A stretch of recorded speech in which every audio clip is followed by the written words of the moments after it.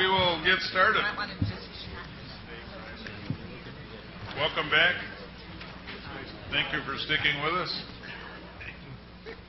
This afternoon we will have two panel discussions focusing on what specifically Wisconsin employers need from the UW system to help them be more competitive and what the UW is doing about it. For our first panel, we are pleased to have three members of the Wisconsin business community joining us. Todd Battle is president of the Kenosha Area Business Alliance, a position he's held since 2004. CABA is a public-private partnership that serves the Kenosha County's Economic Development Organization.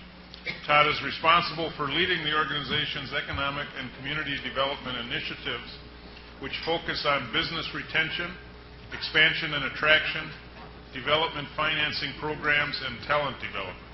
He previously held leadership positions with economic development organizations in Iron Mountain and Muskegon, Michigan.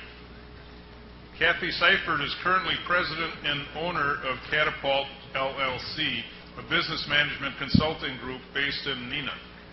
She retired as executive vice president for the Kimberly-Clark Corporation after 26 years with the company, where she led the company's personal care business and sales organization. She is a member of several boards of directors, including Eli Lilly and Company, Revlon Consumer Products Corporation, the Community Foundation for the Fox Valley region, and New North, Inc., an economic development collaboration for northeastern Wisconsin. Mark Tyler is founder and president of OEM Fabricators, Inc., a leading custom metal fabrication company based in Woodville, Wisconsin. Mark is the former president of the Wisconsin Technical College System Board, where he still serves, and a former member of the University of Wisconsin Board of Regents. He is also a member of the Governor's Council on Workforce Investment and a board member with Wisconsin Manufacturers in Commerce and the Wisconsin Technology Council. Each panelist will have the opportunity to speak, and then we will open things up for discussion and questions. I will turn it over to you in any order you wish. Good afternoon. Todd Battle with the Kenosha Area Business Alliance. I'd just like to take a few moments this afternoon and share a perspective from the trenches in terms of economic development, kind of boots on the ground perspective, and then participate in the discussion that follows. Our organization is chiefly responsible for economic development activity in the Kenosha County area. That puts us in a position to work very closely with the workforce development system, communities, employers, new and expanding companies that may be looking to come into the state of Wisconsin. So it gives us the perspective of kind of seeing a lot of different sides of this opportunity. Some of the employers that would be investors in our organization, just to give you an idea of some of the types of companies that we would work on behalf of, would include companies like Snap-on and Jockey and SC Johnson and Abbott Laboratories and Uline. Those would be some of our maybe more recognizable brand names. But some of our work goes into serving small and medium-sized companies that that might be less than 50 employees and 1 to 5 million in revenue. So kind of our activity runs the gamut. We work a lot on a number of issues that really are how do we help companies invest in our community, grow, and continue to contribute. With respect to workforce development and with respect to kind of talent, I think the thing I just emphasize there is that item that is, as far as a consideration around impacting a business decision or impacting an expansion decision or a location decision is consistently the number one. It's a one or two issue in every conversation we have with a company that's talking about some sort of long-term investment in our community or region. So there are some immediate concerns that go into an economic development situation and some analysis, but always a company is doing an analysis about how do we feel about this region, this state, this community as a place where we can continue to grow our company, and we typically feel like the factor that's going to influence that the most is the availability of talent. As we look at that issue in our community, in the last several years, we've had a strengthening economy. We've had pretty significant industrial recovery, and lately we've had a pretty phenomenal industrial development boom. There have been probably in the last 18 to 24 months, we've announced probably about a dozen projects that would account for close to $800 million of new capital investment and close to 4,000 jobs. So there's been a fair amount of activity. We think that Wisconsin generally has been, and our region and community has been pretty favorably positioned. I think the concern we're starting to see is our talent pipeline going to keep up with this type of activity and investment? And some of our existing employers and some of the leading companies in the region, that would be their concern to us, is as we continue to grow and we see the economy rebound and we see Wisconsin strengthen, are we keeping up? And I think the concern there is if we get behind the curve, it's kind of too late. So in our particular area, we would work closely with the tech college system, the workforce development system, the university system, and I think a couple of things that that we see in terms of what is the role that the university has to play. Certainly, it is the talent pipeline. Certainly, we think it could be a magnet for bringing more people into our community and state, particularly where we're positioned. We're positioned in the far corner of southeast Wisconsin. We think some strategies that have been particularly effective would be the increased role of internships in terms of connecting students in the university system to more and more employment opportunities, in terms of keeping them connected to the community and the business community. And so those are, I guess, a few perspectives that we see. We're paying attention to some of the demographic information I think you heard a little bit about this morning in terms of what does the forecast look like for Wisconsin as a state in terms of our ability to grow population and labor force, and those statistics don't look particularly rosy, so that causes concern. And so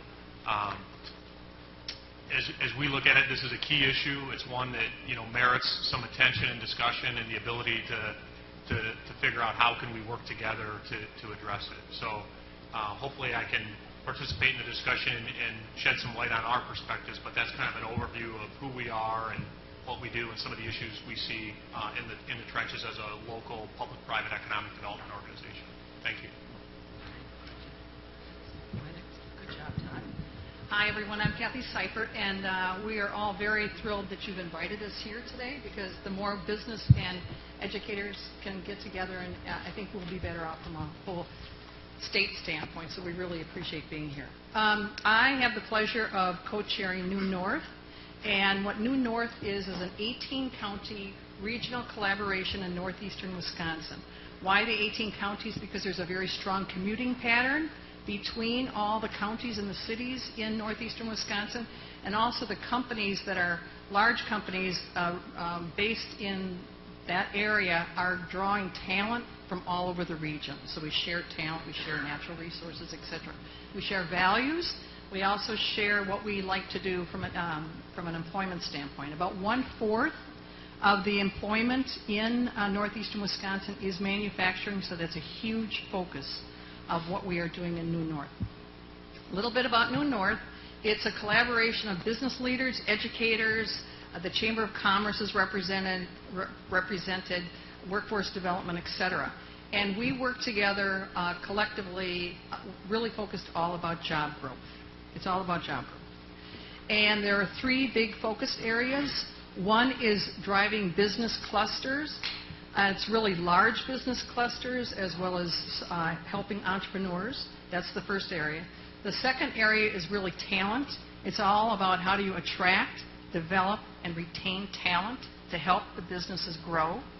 And then the third one is branding. How do we brand northeastern Wisconsin such that people want to come to northeastern Wisconsin and work, and also that companies will want to move their headquarters here, or companies associated with our other companies like Oshkosh Truck, Kimberly-Clark, and others will want to move their supply chain to the region. So those are the big focus areas. Let's just talk about the business clusters, because manufacturing really is the backbone of northeastern Wisconsin, so we have to protect it.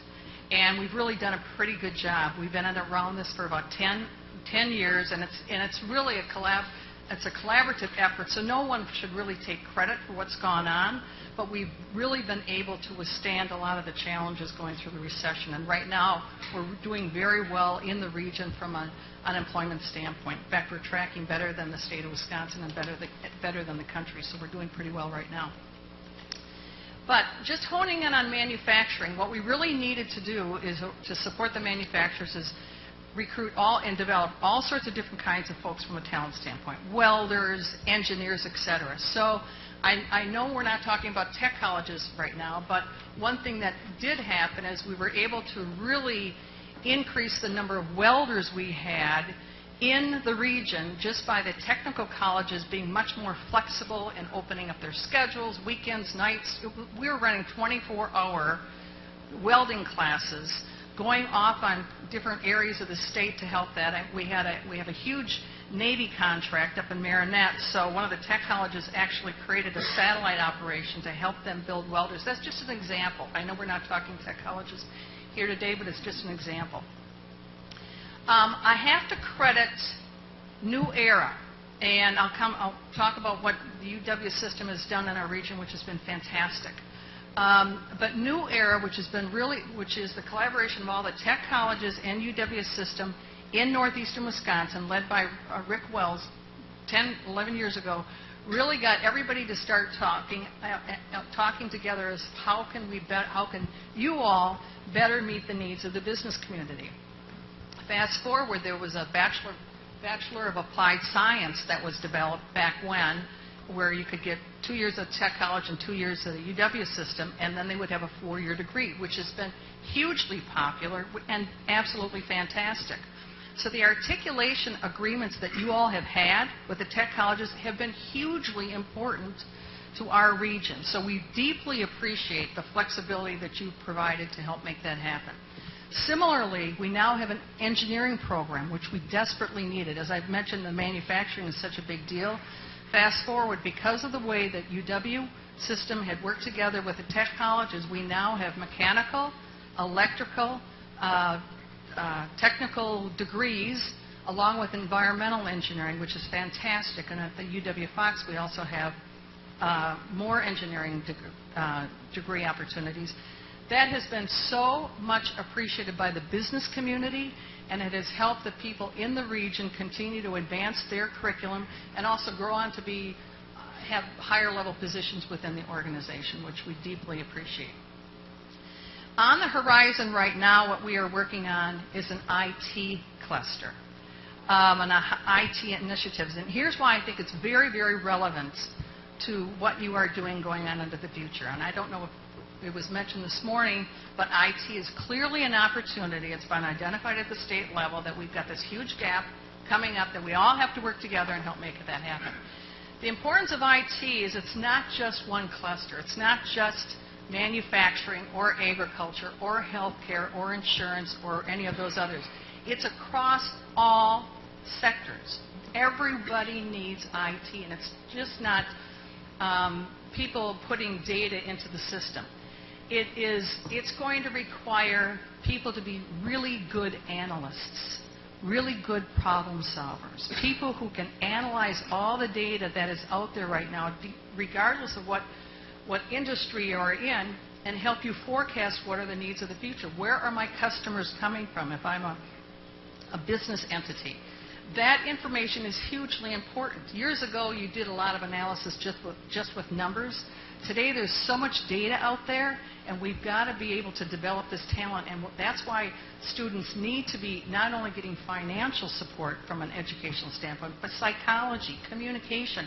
All of those majors are incredibly important to help communicate between the IT geeks or people, whoever they are, with the CEOs out there, and how do you make all of that communication happen and really help to advance the company. And so there's a huge dire need by companies in northeastern Wisconsin for this kind of talent. So right now what's happening is New Era, all the colleges are coming together and they're using the same process that they used when they first started up the engineering process, where there's actually a survey going on right now with a lot of the business people throughout northeastern Wisconsin. They're doing focus groups, and qualitative and quantitative research with the business leaders, big business folks and small startup companies, all right? And they're trying to understand what are their needs. They're also talking to young students, middle school and high school, to find out, do you want to pursue an IT career? And if not, why not? And sort of visually show them what these careers could be like. Marry that information, and then in the beginning of the new year, we will all hear that information. And we've got a group of at least 30 or 40 people that are coming together like every other month to find out what's the status. From that, what we're planning to do is the new era folks are looking on how can we have a stronger curriculum for the future. And in addition to that, we're also going to look and see if there are other sort of pilot startups that we could have right here in northeastern Wisconsin to help accelerate this, because the pipeline, it's going to take us a while to get some of those high school kids to be job ready, and we can't recruit that talent fast enough. We did a quick survey of the people at the last meeting. There were only 6 big companies there because it was sort of an odd date that we had the meeting. And those 6 companies had a need of 240 people that were in this IT space. So the need is there. We just have to work together to try to fill that need. But again, I think you're already doing a terrific job. I can do all sorts of credits to the different schools in our region. Green Bay and Oshkosh. Oshkosh started up a terrific insurance minor just because we've got a lot of insurance companies there. So we have seen you be very responsive to the needs. We just want you to continue to be very responsive and move as quickly as possible. So I'll look forward to questions. I'd like to add my thanks and appreciation for giving us an opportunity to weigh in as well. I'd like to call your attention to this in your brochures. This is not Wisconsin. This is a global snapshot on engineering.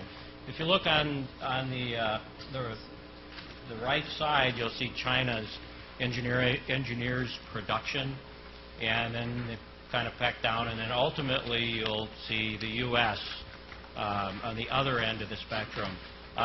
This isn't a Wisconsin. This is a U.S. problem, and it's going to affect our ability to compete down the road. So I'm going to take just about 30 seconds to talk about my perspective, and that is of a manufacturer in a very rural area.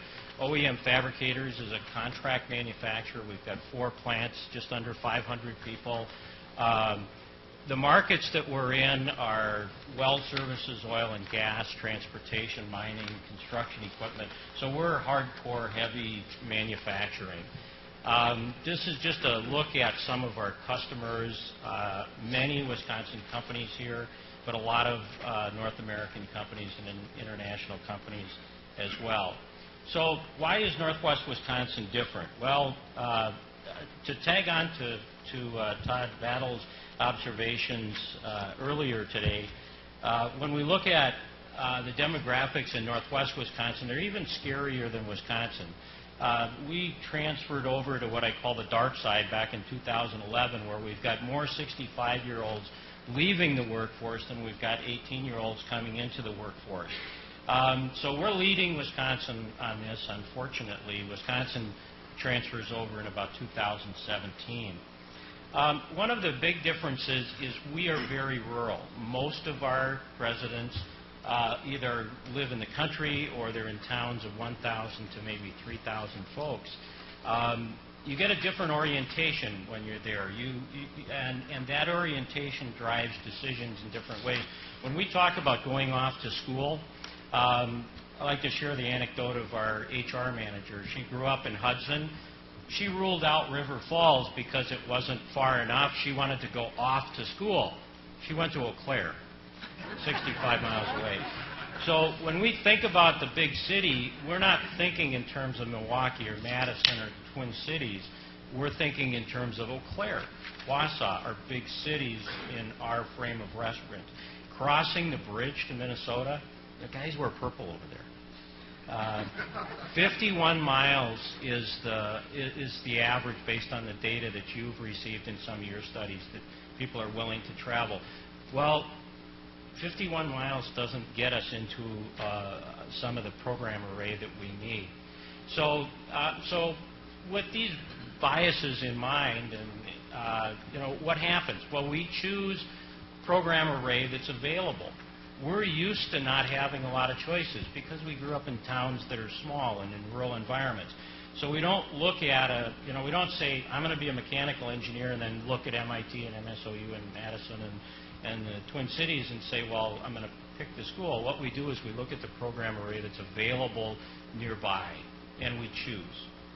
So the challenge with that is that if the program array isn't there, we can't make the choice. The good thing about that is when we do make that choice, our bias is to stay close to home. We don't have the brain drain that we see in larger cities. Most of our students stay. Just an anecdotal piece of evidence, this is our senior management alma maters, okay? One of us didn't have what it took to get into the University of Wisconsin, but the rest did. There's 12 people there that I'm the one that didn't make it, by the way. 12 of our people went to the UW system. If you look at that, there's only 2 that left the area, one to Madison and one to Oshkosh. The rest all went to Stout, Eau Claire, or River Falls. Now, this is where they graduated from. It's probably important to note that a number of these Stout graduates didn't start at Stout. They started at River Falls, closer to home, and then did pre-engineering and then transferred into a Stout program. I think it's really important to emphasize that when we give these regional institutions the ability to succeed, this is what they deliver. They do an exceptional job in management, general business, leadership, and a whole array of other areas that we've authorized them to be successful. So regional program array must include the high-impact talent development areas in the high-demand areas. And if we don't make engineers in Northwest Wisconsin, we won't have engineers in Northwest Wisconsin.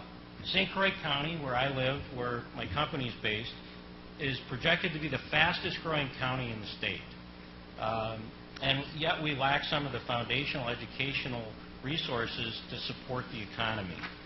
A wise man told me recently, it is critical that the university address the jobs that create jobs. Now, I recognize the university is much more than jobs. It's about knowledge building. It's about research. It's far deeper than this. But if you go into our area and you talk with people, those people that have put their $50,000 down and followed the advice and got their degree and they're on the couch at home with mom and dad yet, they want to talk about jobs. They want to talk about starting the careers. Engineering is one of these disciplines, and your studies demonstrate the need. I think that's clear. The issue is, will you address the need? You must address the need, and you must do it on a regional basis. Our businesses are desperate for mechanical, electrical, materials, chemical, agricultural, and environmental engineers. And why is a regional solution important? It's because we need to be involved and guide some of that curriculum in a way that supports the businesses in the region. The other thing that's important is that finances are going to be stressed. We need to be at the table to provide scholarships and to provide internships and financial support. Without a regional presence, that's not going to happen. Some of the most severe shortages that we have in our area are engineering, information technology, like Kathy said, advanced manufacturing, and healthcare are probably the big 4 hitters. What do we want to see? Well, whether you call it career ladders, whether you call it stackable credentials, it's the work between K-12, the technical college system, and the collaborative solutions within the university system, too. We're not going to prevent swirling. We have to accept that's a fact of life, and we have to be structured in such a way that that doesn't become a roadblock for students. The other thing that we want to see in the future is either more babies or immigration. Not sure you can help us with that. But what can you do? Prioritize. Focus on outcomes.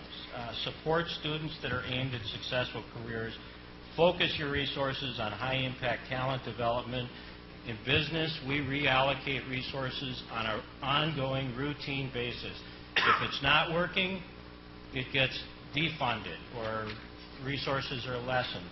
If it's a growth area, if it's an area that we need to move into, we reallocate resources. I really struggled with putting this slide up, but a wise man told me recently, do your job.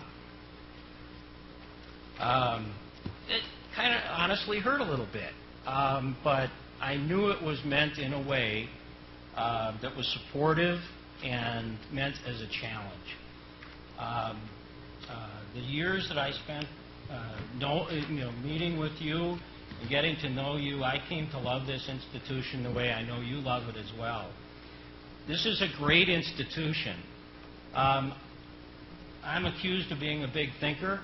I don't know why we would not want to be the greatest institution. It is certainly within the power of this institution to be that. The foundation is there. When I say do your job, that's a plea. Not only to address the rural areas, but to become that greatest institution. For me, that was very good advice. Thank you very much.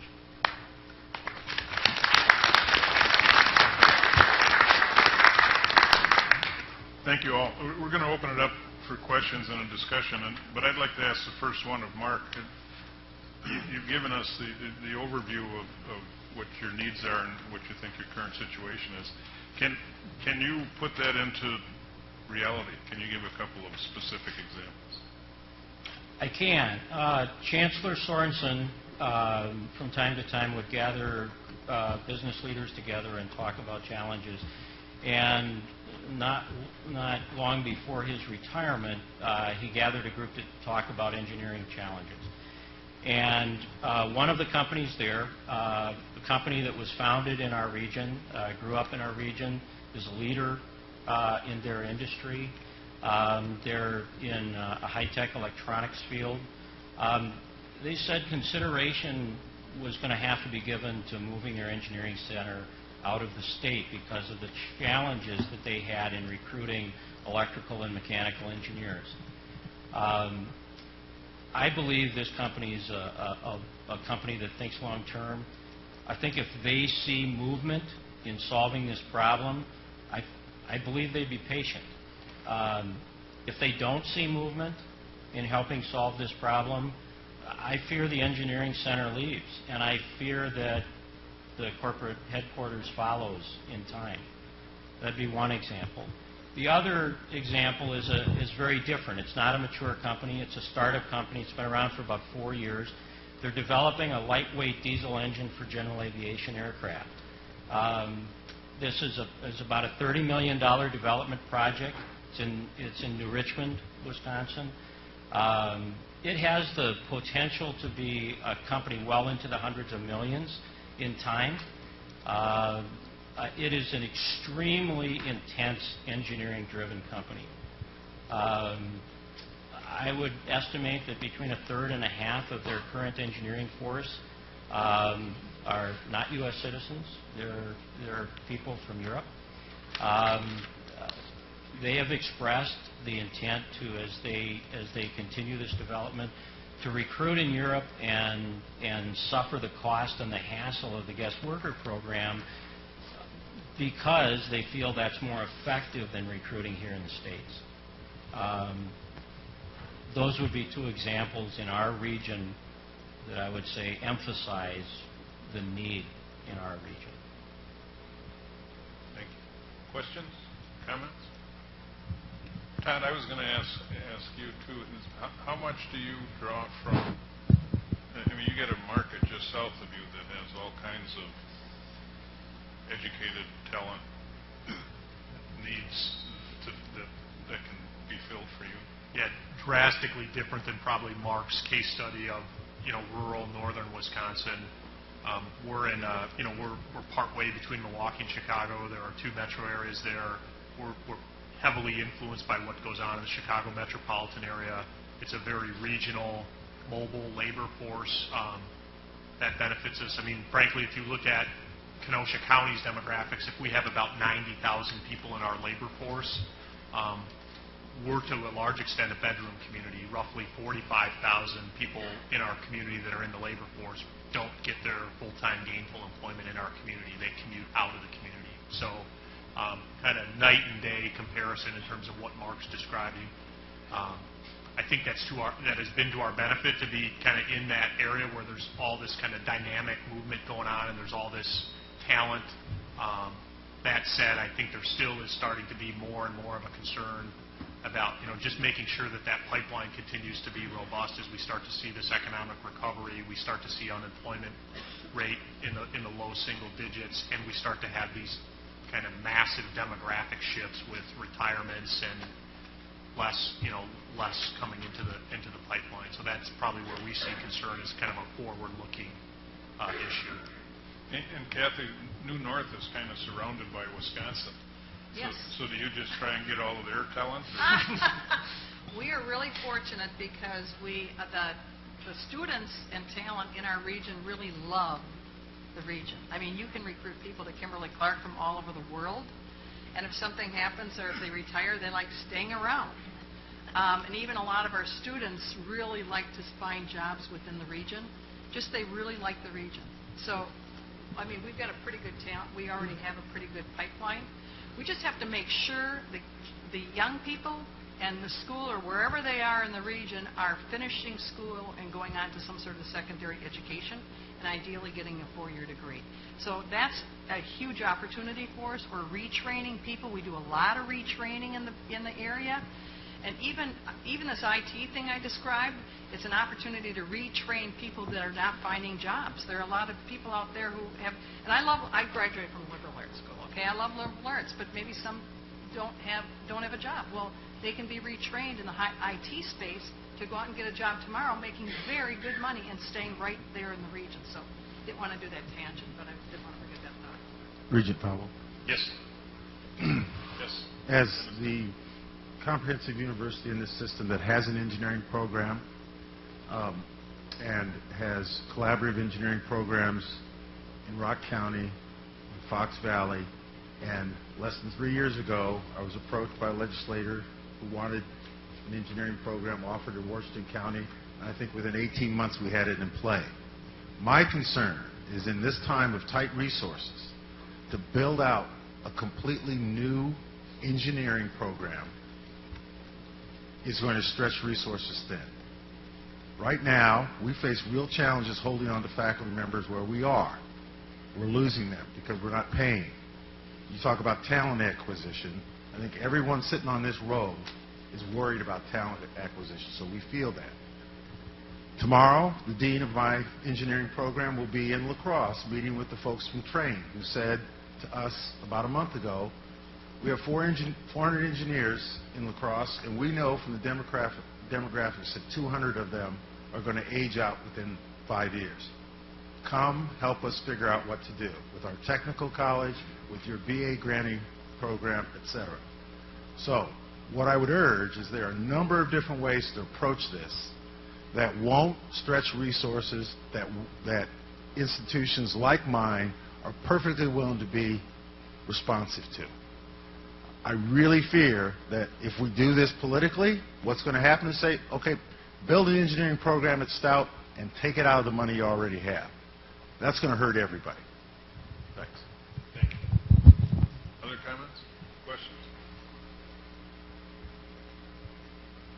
Rick? I'm going to ask a couple of questions, if I may, and please interrupt me if somebody else wants. Kathy, when David and I met with you to talk about this IT cluster issue, and I heard Mark talk about it, and I'll come back and Todd, I think I heard you talk about more mobility. One of the concepts that is really popular in the non-academic world, I don't know if that's the right way to express it, and is the stackable credential concept. It's almost like a just-in-time, what I need, I take that short course and I take another one and I have the ability to stack them. In your comments, I think, Kathy, you mentioned flexibility and responsibility. And I think, Mark, you emphasized that responsiveness. How can the university be more responsive? Is that something we should be really exploring more tightly? The 3-credit class often isn't in a bite size or a digestible size for the type of learners in the IT cluster, because there are so many just little pieces, whether you're coding in Python or you're coding in Ruby, it's just stackable stuff. And maybe that's more in line with what that discipline is after. But is that concept expandable to other disciplines? I'm rambling here, but is this making any sense at all? You want to start? Sure. No, I don't think I think it's a great idea. I think it's very relevant to the whole IT career opportunity, because I think it is a building block kind of a space where you just get comfortable with one area and then you can take on a whole nother area or another dimension. The other thing about IT is you have to stay relevant. You have to stay relevant because we're competing on a global basis, all of our companies in the region, and our talent is as well. You've got to stay relevant, and so you've got to be able to add on additional information as you're going forward. The students do, as do the companies. So I think it's a terrific idea. I don't know how you build it, but I think it's absolutely relevant to the entire IT space, and I really encourage us to consider it. And do it in a very collaborative fashion, because we're going to need schools, the technical colleges, the high schools, maybe some different kind of coursework that's been done in another country, who knows? And it's all going to be relevant to building rock stars. They call them rock stars, and that's what we need, a lot of those rock stars, not necessarily in Silicon Valley, but right here in order to support startup companies as well as large companies competing on a global basis. Go ahead, Mark. Not sure I should share this, but I'm going to anyway because I think it directly addresses your point on should we take chunks of education and deliver it. I made the comment that I didn't pass muster to get into the University of Wisconsin. The truth in that is that I did not have a bachelor's degree, and the information, the learning, the knowledge that I felt I needed was not in bachelor degree programs, it was in master's programs. And so I talked to 2 UW institutions about the possibility of taking master's MBA program, and they said, no bachelor's degree, we won't even accept your application. So I was forced to drive the extra hour and pay the extra,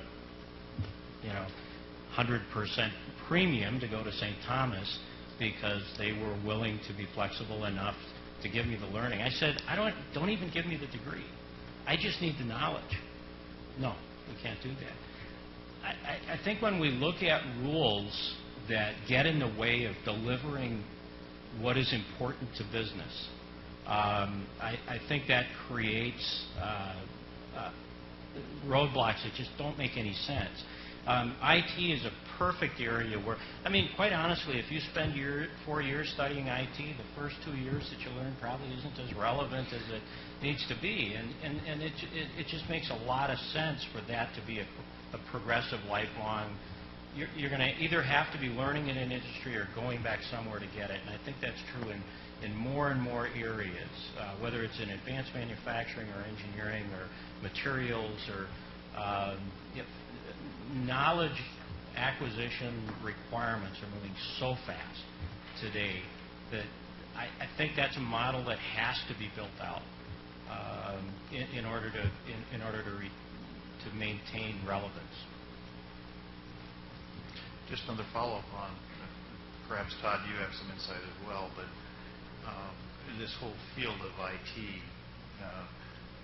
just recently, I think it was Forbes magazine ranked Madison 5th in the nation in IT potential and growth. A lot of that has to do with the influence of Epic, but the demand here in this region, right here, for coders, programmers, computer science folks is just skyrocketing. And some of these high rises we see out here are physical demonstrations of that. And the reason I'm asking that, and I think you're sensing the demand, you've laid out 240 positions. Those vary from 2-year degrees, no degree, high school graduates, networking, all the way to programming. And that, if you look at, to your point, Mark, if you look at that field, just a few years ago it was all about C++, and now it's all JavaScript, Python. And we don't know what those next iterations of those script languages are going to be, but it's like for every engineer you might have 10 CNC operators or welders.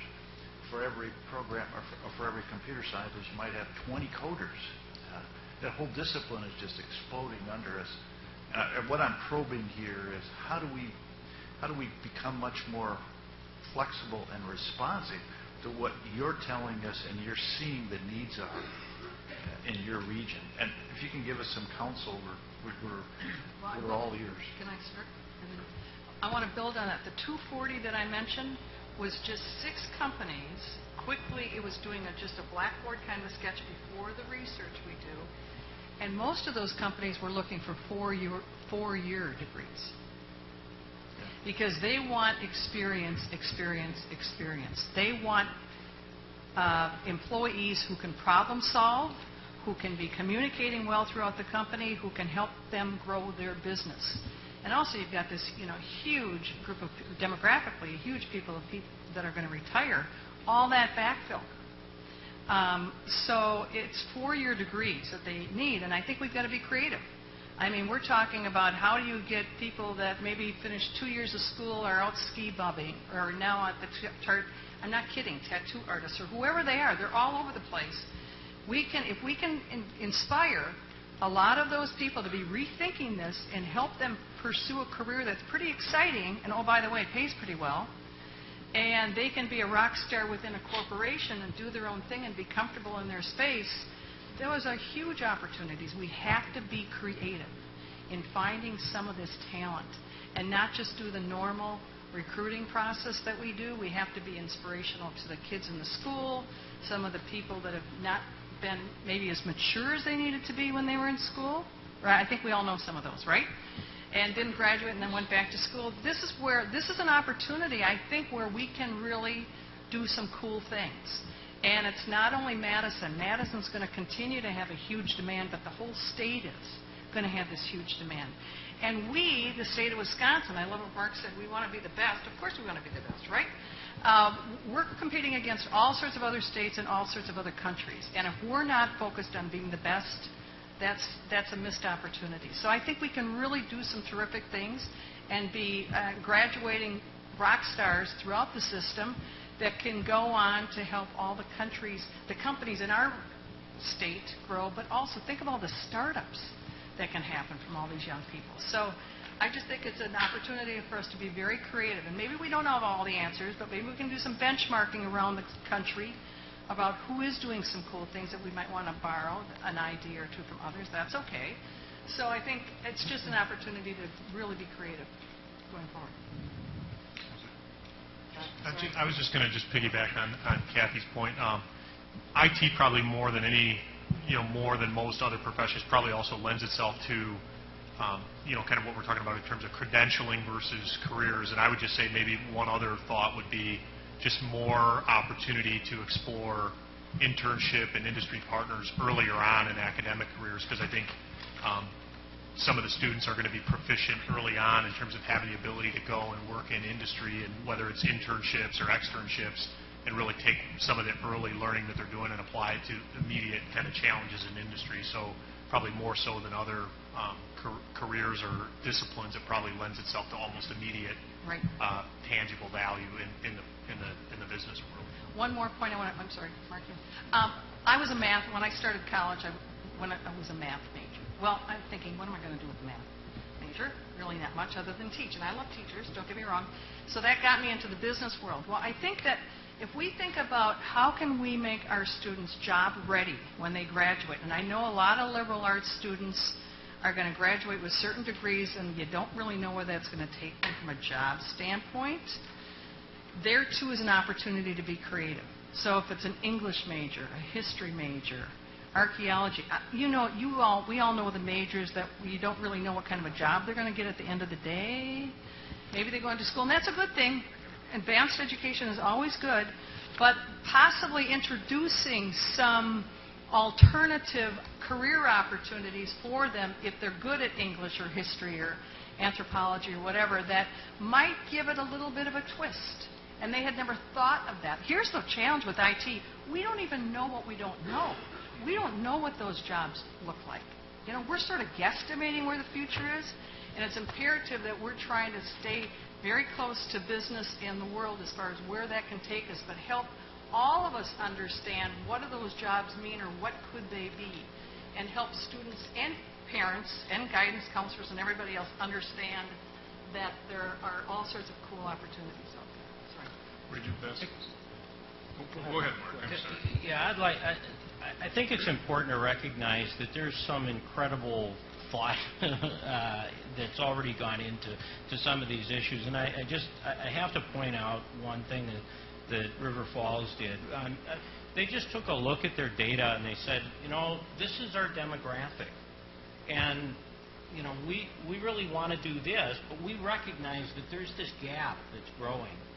So as they dug into their data, they saw that they had a lot of students that came and didn't finish, that had credits at UW River Falls, but didn't have a degree, so they created a program that addressed those people, and then they located it on the path that those people drive on, so that it was convenient to stop in the morning or stop in the evening for classes, and that program's exploding.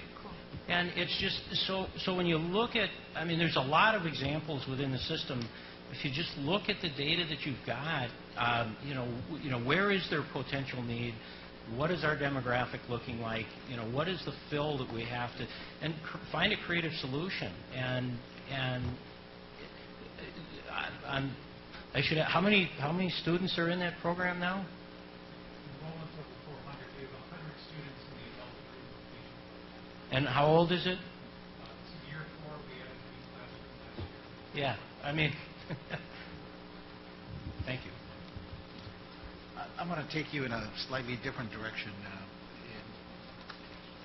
I think it's a wonderful discussion, but one of the things that I would just, seeing you three as leaders in your respective communities, that I would ask you to think about something else as you're talking about all of this and the need for more degrees in particular areas and more individuals to work in those areas. I think we also have to think about, this has nothing to do with degrees, has nothing to do with the university, but it has to do with people moving in. Because, Mark, even if we did have a degree program and we could fill it, not everybody that's in your area is going to want to stay and work or even get an engineering degree. So you may have to bring in people from the outside, the immigration part that you brought in. And the concern that I have that Wisconsin still needs a lot of help. It's got to become a welcoming state for diversity. What this reminded me of was at a tech board meeting that I attended several years back, and we were up in Green Bay, and the Chamber of Commerce had unveiled this beautiful public relations video about all the great reasons why you should go and work and live in Green Bay and the county and the community. And I raised my hand and said, well, it's all very nice and very wonderful. It's very cheery and positive. But could you tell me why your city council is hell-bent on this English-only city ordinance? And here you are, you just gave me this great pitch. And here's your city council. They were hell-bent on, we got to have an English-only ordinance in the city of Green Bay. You should have seen the faces of the Chamber of Commerce folks, because I've saying, don't you think that's going to affect both the employment as well as people that may just want to come and live and be part of your economic development?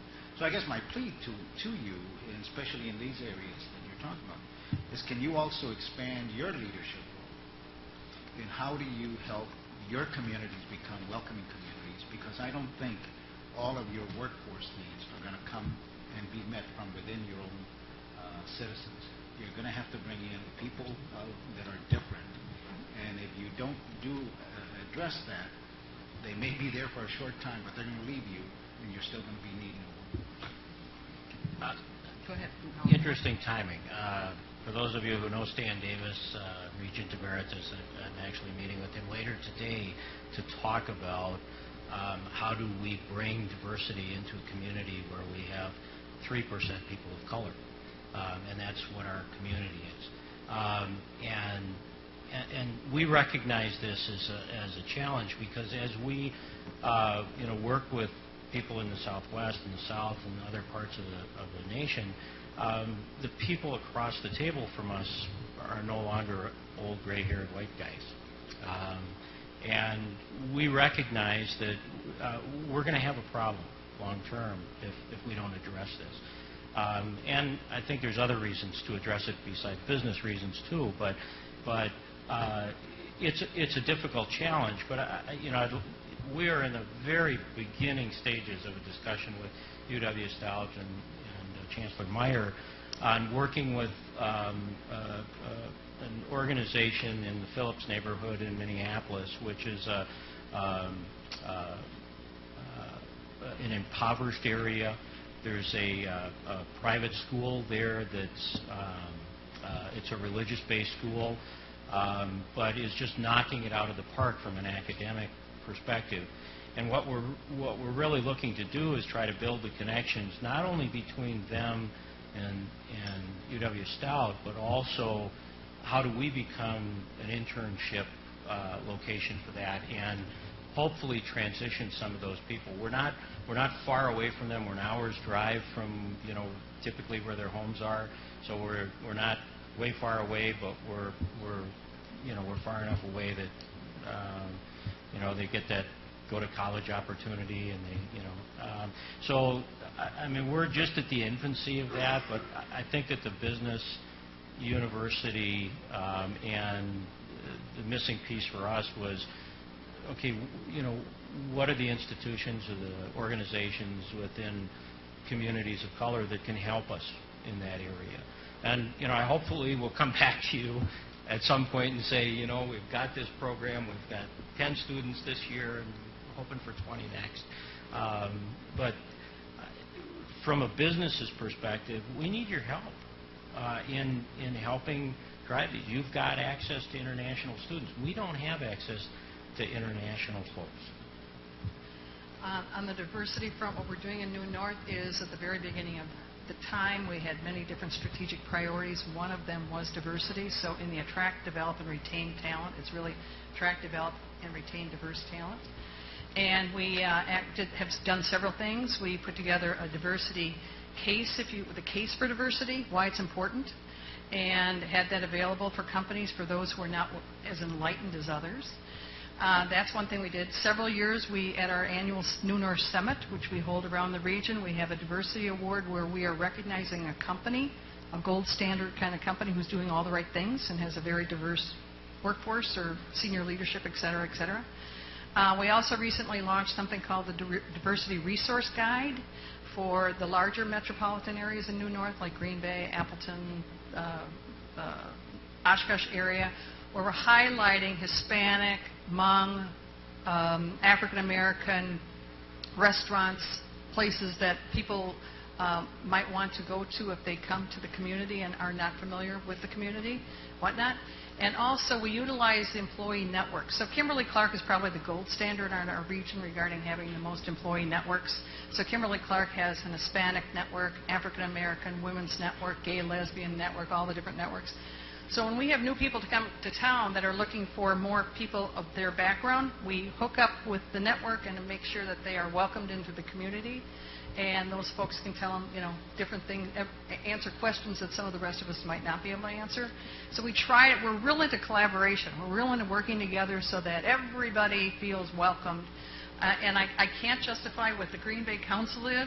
I can't, a lot of us were shaking our heads when we heard the very same story, and I apologize if that happened in our region, but it did. So we have to move on from that. But we really do try very hard to recruit and retain. Retaining diverse talent is tough. I will be honest with you.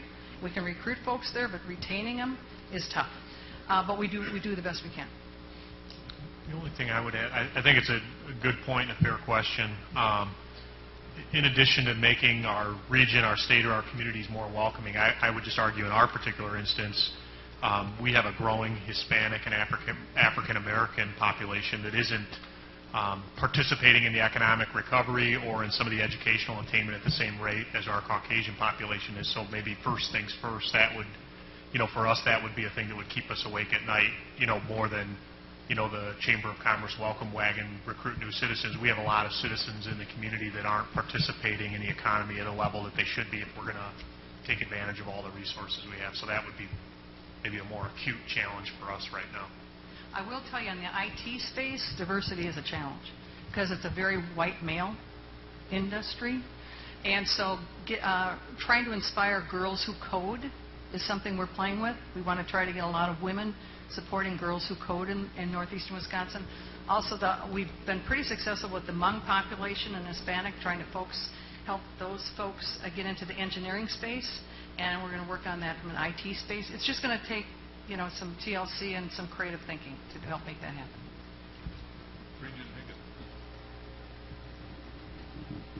Thank you, and thanks for these wonderful comments. I just wanted to raise an issue that's come up.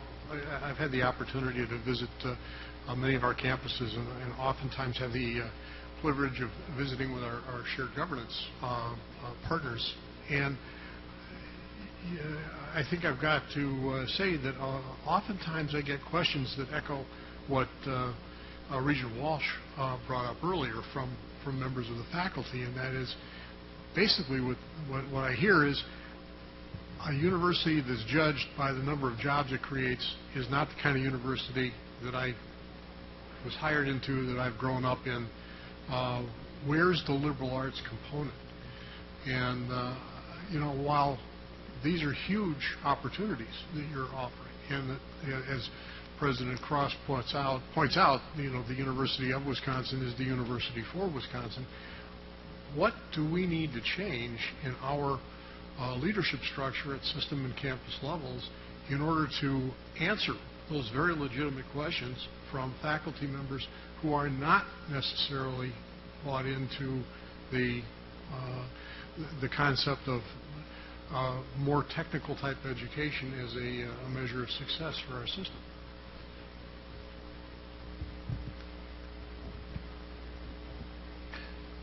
Kathy said something, I think, that might be a clue to some of that. And I think the faculty that know me know that I'm deeply committed to the liberal arts and wish that I had more of that in many ways. However, I think part of the future of higher education is built on this ability to provide some form of applied connection, either during or after the liberal arts educational experience. And I think that's something we really need to consider deeply. It's a unique. This is about the third time I've heard that in the last 6 months as a way of exploring how to connect that. Because employers, if you read that, even in Reggie's material this morning, if you read that, I ought to grab it. The skills that are honed within a liberal arts education are the primary skills employers want. They really want that. But they also want them with that piece of expertise in whether you know how to code Python or you can do a little JavaScript, to use IT as an example, Kathy.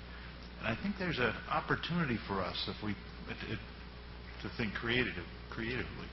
And also, if you think about Mark's comments as it relates to that, he's a business person going into a community because his talent needs are so great. He's saying, I'm going to go over here and I'm going to invest in this process.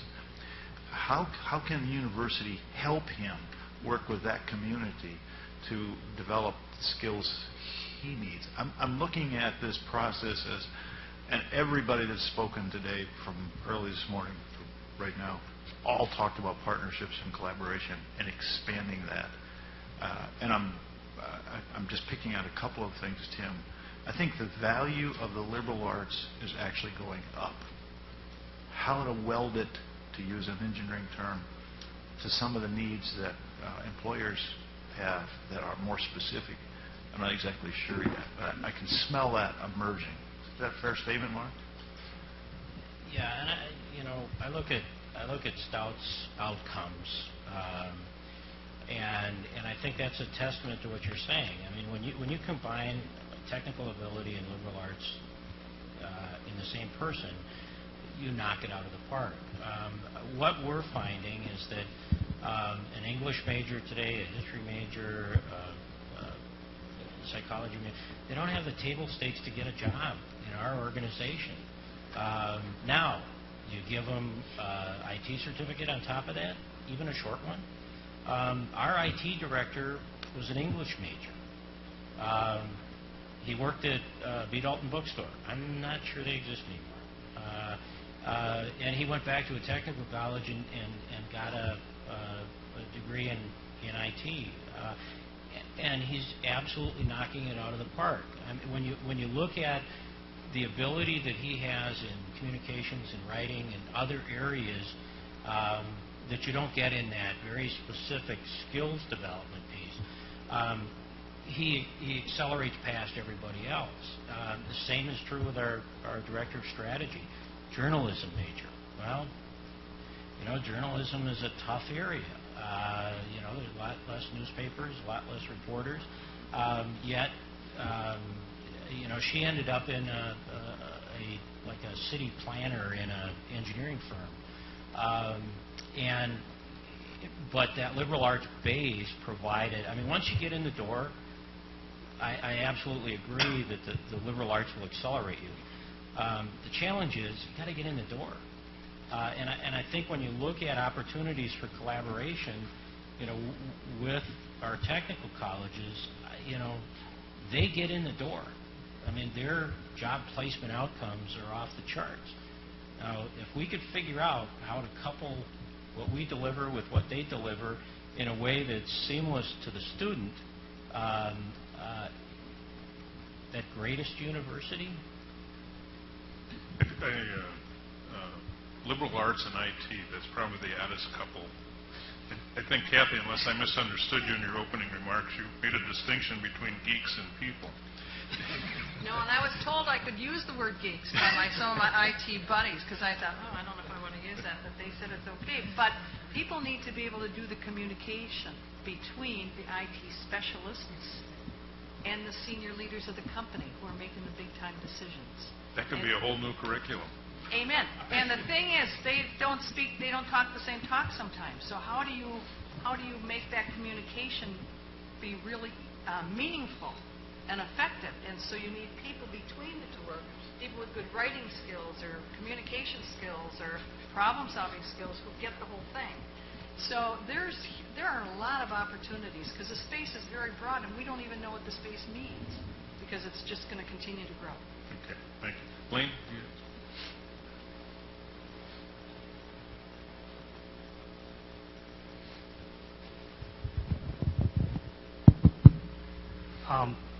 Thank you. I know all of you. Todd, hi. Mark and Kathy. President Cross, I'd like to address what you said. How do we apply the liberal arts? We've had a program in place here for a decade in the system that is very good. And Mike, I can remember we talked about this back at Eau Claire about 7 or 8 years ago. and how do we bring diversity into what we're doing?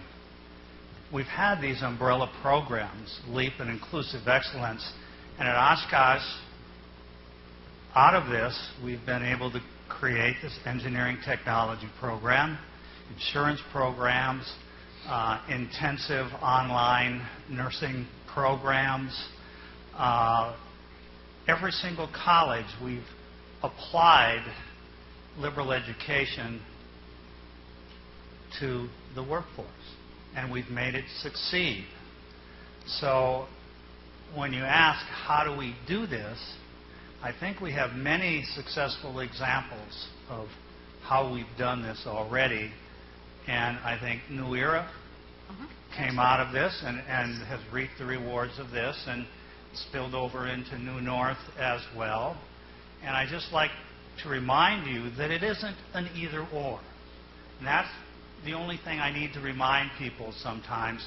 As we try to do this, we need to maintain the quality as we develop these new programs. And you talked about the Bachelor of Applied Studies that we developed first in the state as well. So we have been able to do these. And Regent Higgins, I know that you have some concerns, but you've also, being a member of the Business Development Center on campus, have seen some of the things we've done as well. So, yeah, I just want to remind you it isn't an either-or. And we've had a successful model, and I hope that we would try to expand upon this, and I think we've been successful, and we could be even more successful. Thank you, and you've given me the opportunity to transition into our next panel. But I want to thank you guys, and I'd ask you to please stick around because the next discussion after the panel presentations, I would hope you would participate.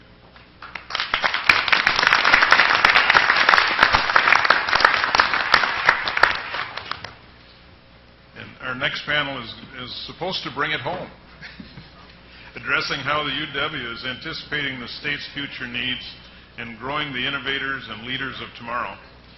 Representing different regions of the states, we are pleased to welcome the following panelists in order of presentation. UW Stout Chancellor Bob Meyer, UW Platteville Chancellor Dennis Shields, UW Green Bay Chancellor Gary Miller, and UW Madison Chancellor Becky Blank. So Bob, it's all yours. I believe I have a PowerPoint.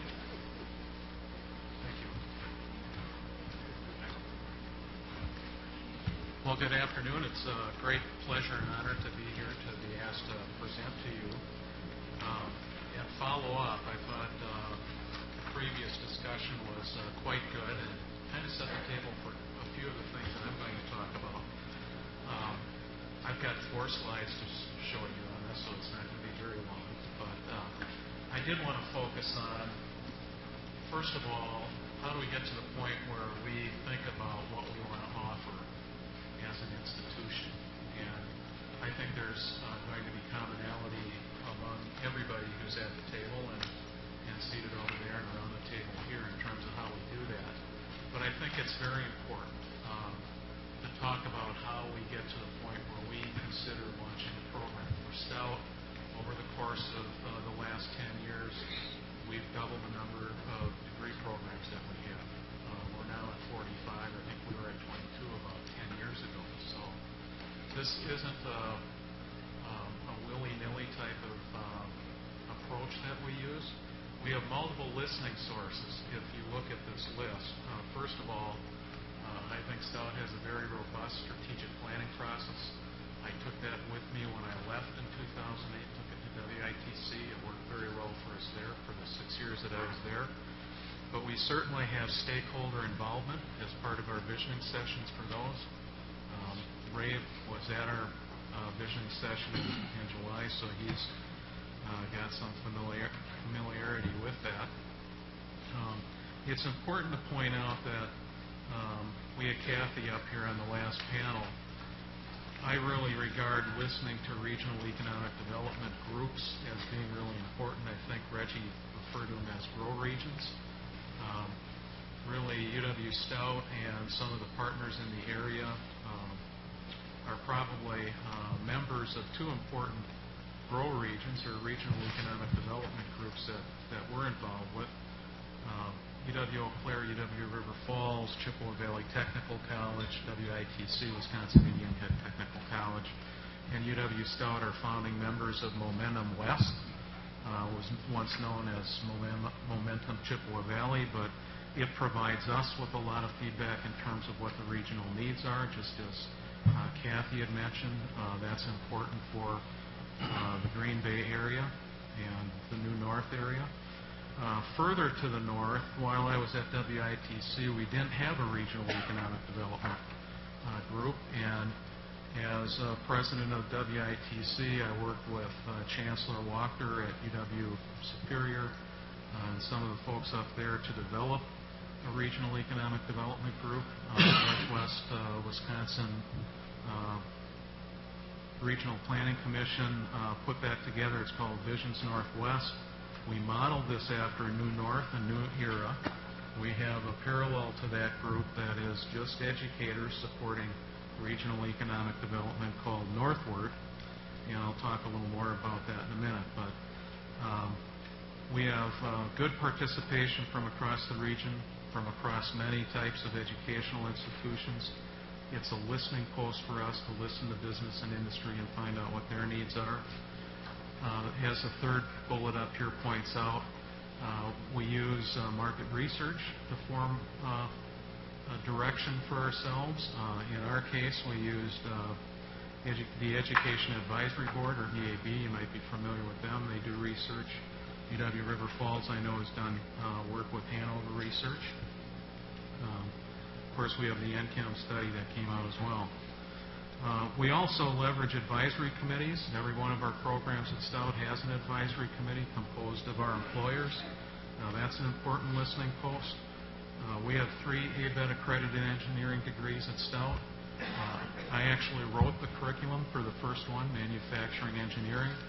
It's a multidisciplinary manufacturing engineering program with components of electrical engineering, material engineering, mechanical engineering, and industrial engineering. I'm pedigreed as an industrial engineer, so I'm quite proud of that. But it was our discussions with our advisory board that informed us that some of the people that we serve, some of the businesses that we serve, had deeper needs, particularly in the plastics industry, for graduates that had a deeper understanding of polymer science.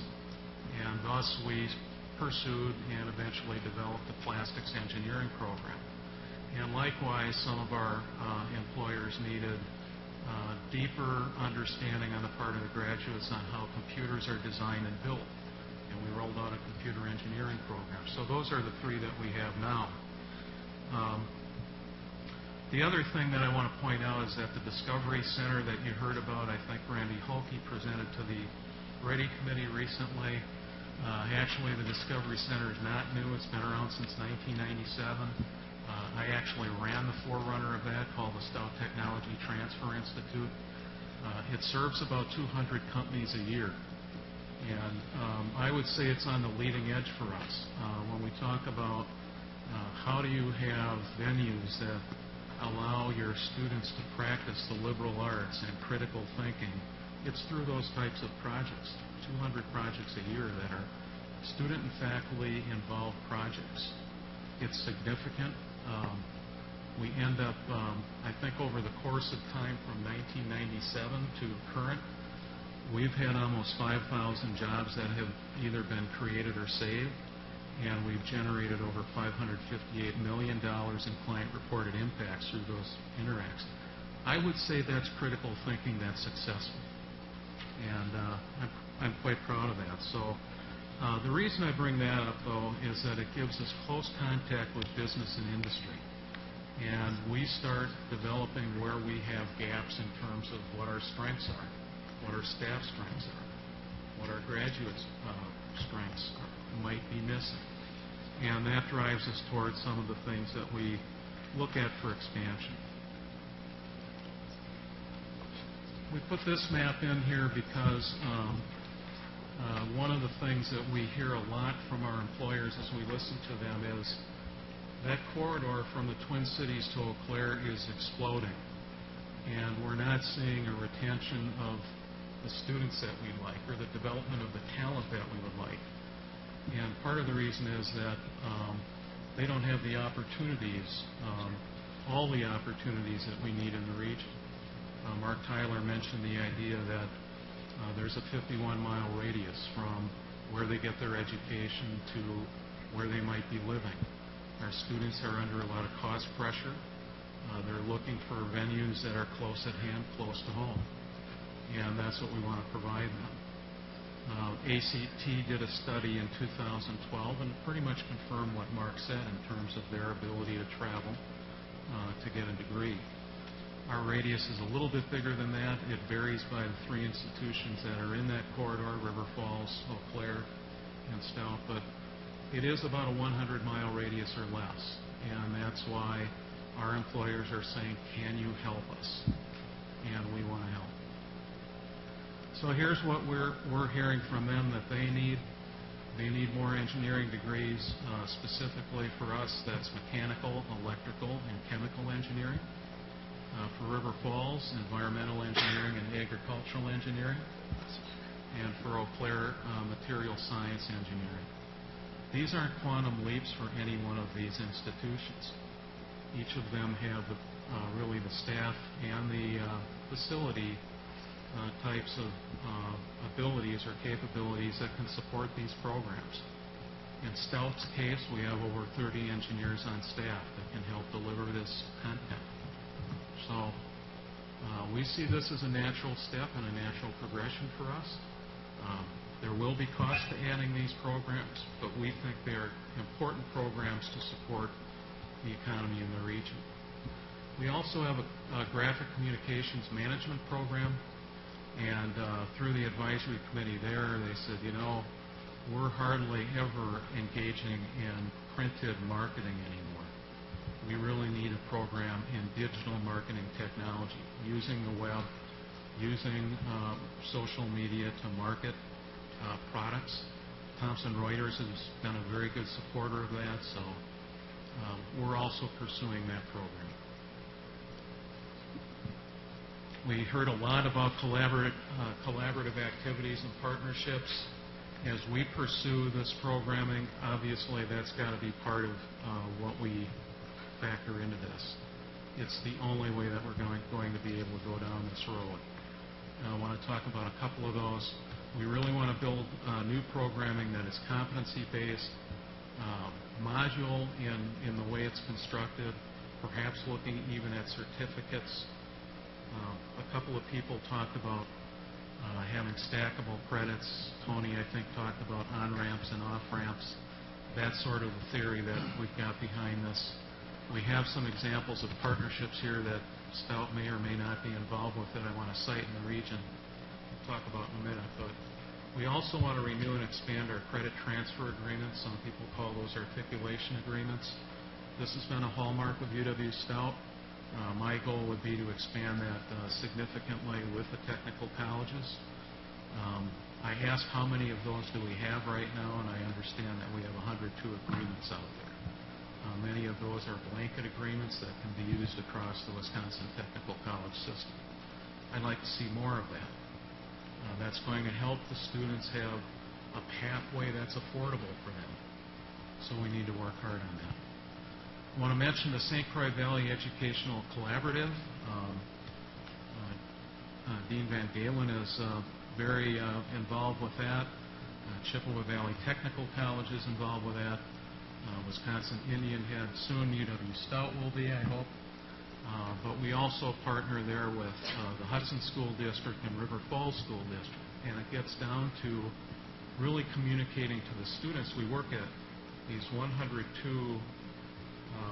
credit transfer agreements, but then do we really communicate those or market those to the students so they're aware of their opportunities? So that's important to us.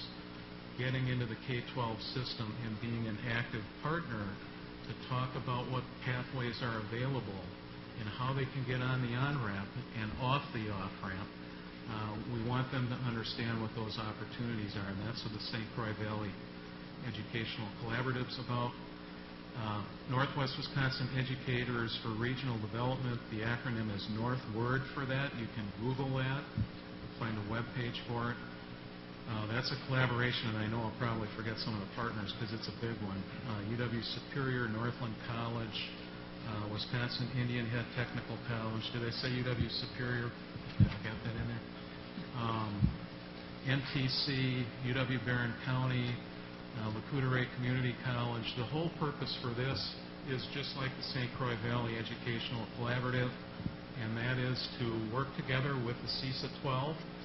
That is the cooperative education group that has all the K-12 partners in the northern part of the state, northwest part of the state, work with us to develop those pathways and articulate those and market them to the students in their experience in the middle school and in the high school. We also have a website so that what we display on there are those credit transfer agreements so that we can find that information real easily between the institutions that are partners in that. And we also want to be able to have business and industry access that so they can see the types of graduates that we produce and the opportunities we provide our students. We've had a lot of economic development corporations come in that are courting companies coming into the region that are interested in that information. So that is really sort of like our new era that Kathy talked about. It's the educational side of a regional economic development effort. The other side of that is an entity called Visions Northwest that Northwest Regional Planning heads up, and that is the really the private side of that economic development effort. So hand in hand, we're trying to support the region. In addition to that, moving forward today, what we're going to do is also launch the Northwest Wisconsin Engineering Consortium. That's a partnership between UW River Falls, UW Eau Claire, and UW Stout. What we want to do is partner together to create a core curriculum that will allow our students to start their education at our institutions, any one of them, make a decision as to what kind of engineering degree they want to go into, and then transfer between the institutions. And we want to leverage our facilities and our staff together to support each other and help our way through accreditation and some of the other challenges with that. I do have a handout for that, and I'll get that to you. It's sitting over there on the table, but I'll get that to you so you can read a little more about that in detail. Pardon? No, there's a pretty good handout on that. So it's not that particular one. I think we'll wait with questions and just go right to the next presenter. Yes, Dennis. I'm going to leave the engineering alone right now. Let's just say that there needs to be a lot more discussion about that. I was wondering about the order of presenters here.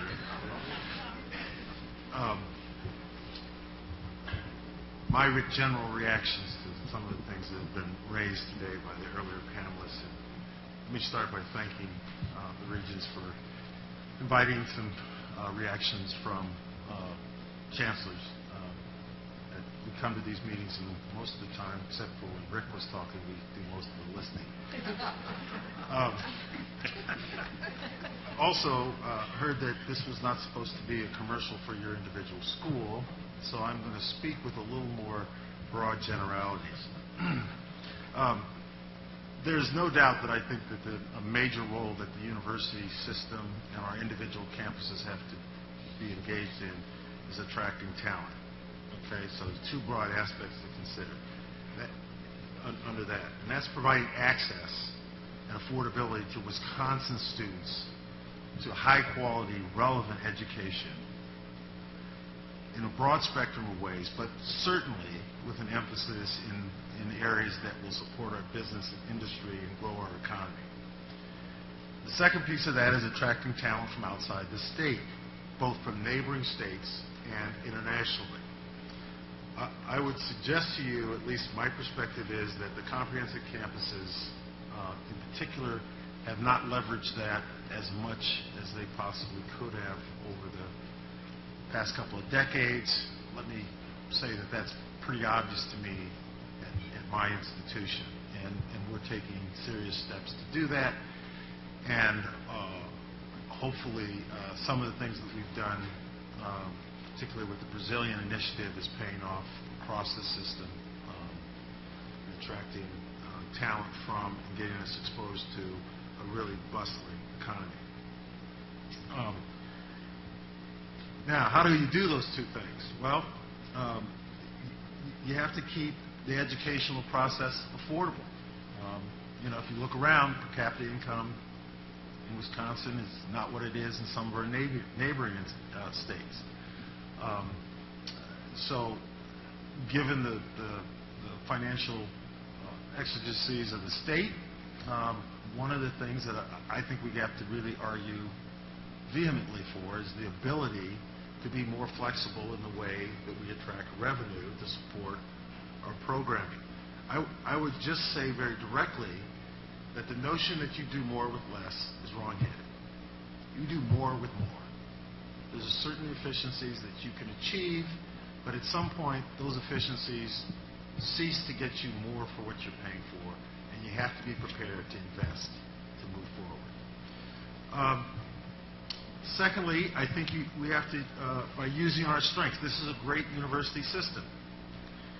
And so we need to be unabashedly marketing our programs in neighboring states and internationally, recognizing that we have a product that's very valuable. But we should not be artificially constrained by what we charge for that product. Let me reiterate, I think we ought to keep our high-quality educational system as affordable as we possibly can for Wisconsin residents. For non-residents, we ought to charge what the market will bear. Now, that will be different for different institutions. And so I won't go into a sales pitch about platinum right there, but okay.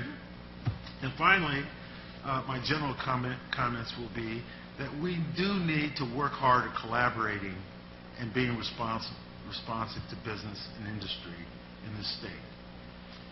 It is critical to do this in the most cost-efficient and responsive ways.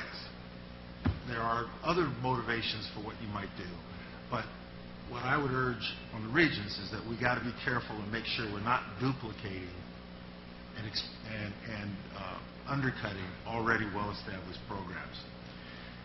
It also, I think, makes it plain that we need to argue for the flexibility on the part of the legislature, the administrative agencies, the system, and for us chancellors, most critically, by our campus-based constituencies. The old model isn't working or won't work. We have to think of new ways to do this. Not throwing the baby out with the bathwater, but we have to be open to innovation and doing things in new and different ways. Finally, we all got to do this together.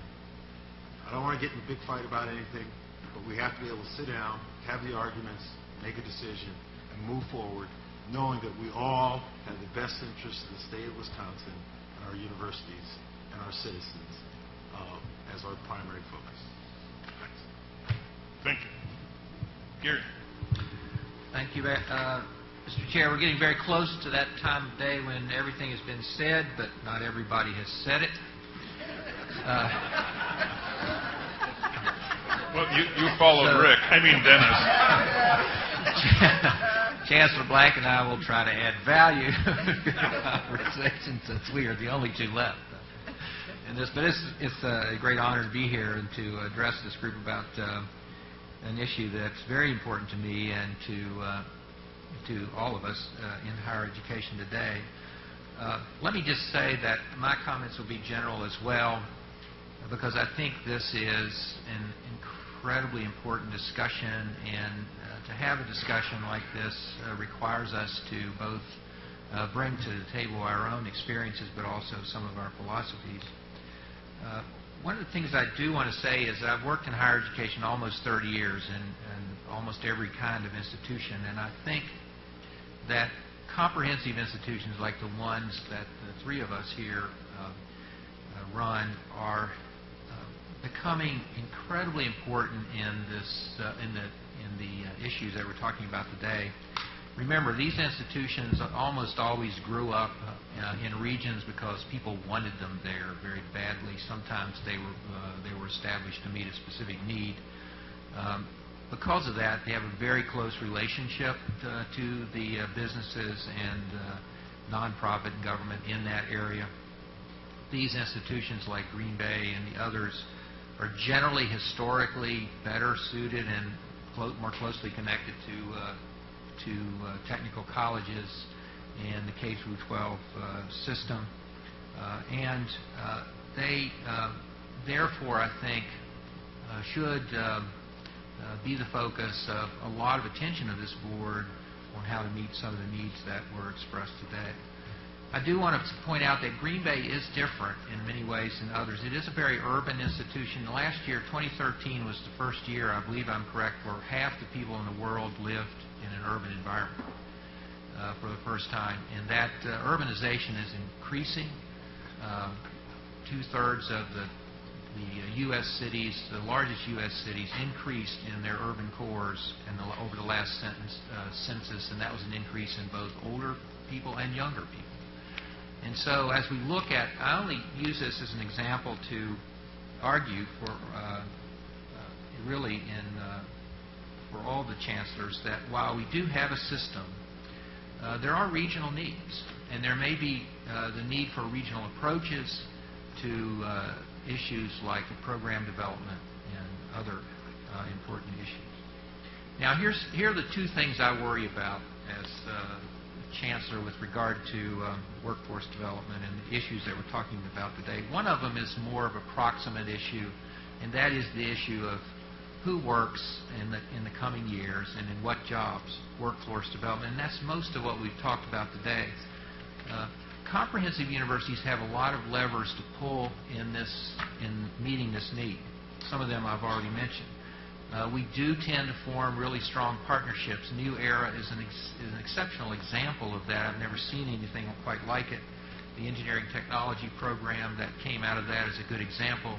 The IT efforts that group is working on now in conjunction with New North, I think will be equally as fruitful, and that's because that is a regional partnership, and it has the capacity to talk to the system and the state as a region, and I think that's really helpful. We also have an imperative, I think, all comprehensive universities do, to be very involved in pipeline issues, and in many ways show leadership in those issues. In the K-12 schools, our Future Phoenix program, which starts talking to students at 7th grade and works them through until college, is another example. But Brown County, for example, has a program which I would encourage all of us to look at.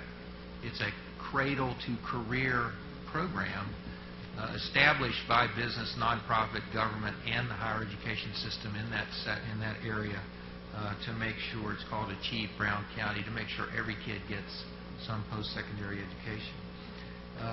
We have high engagement portfolios, and we need to leverage those.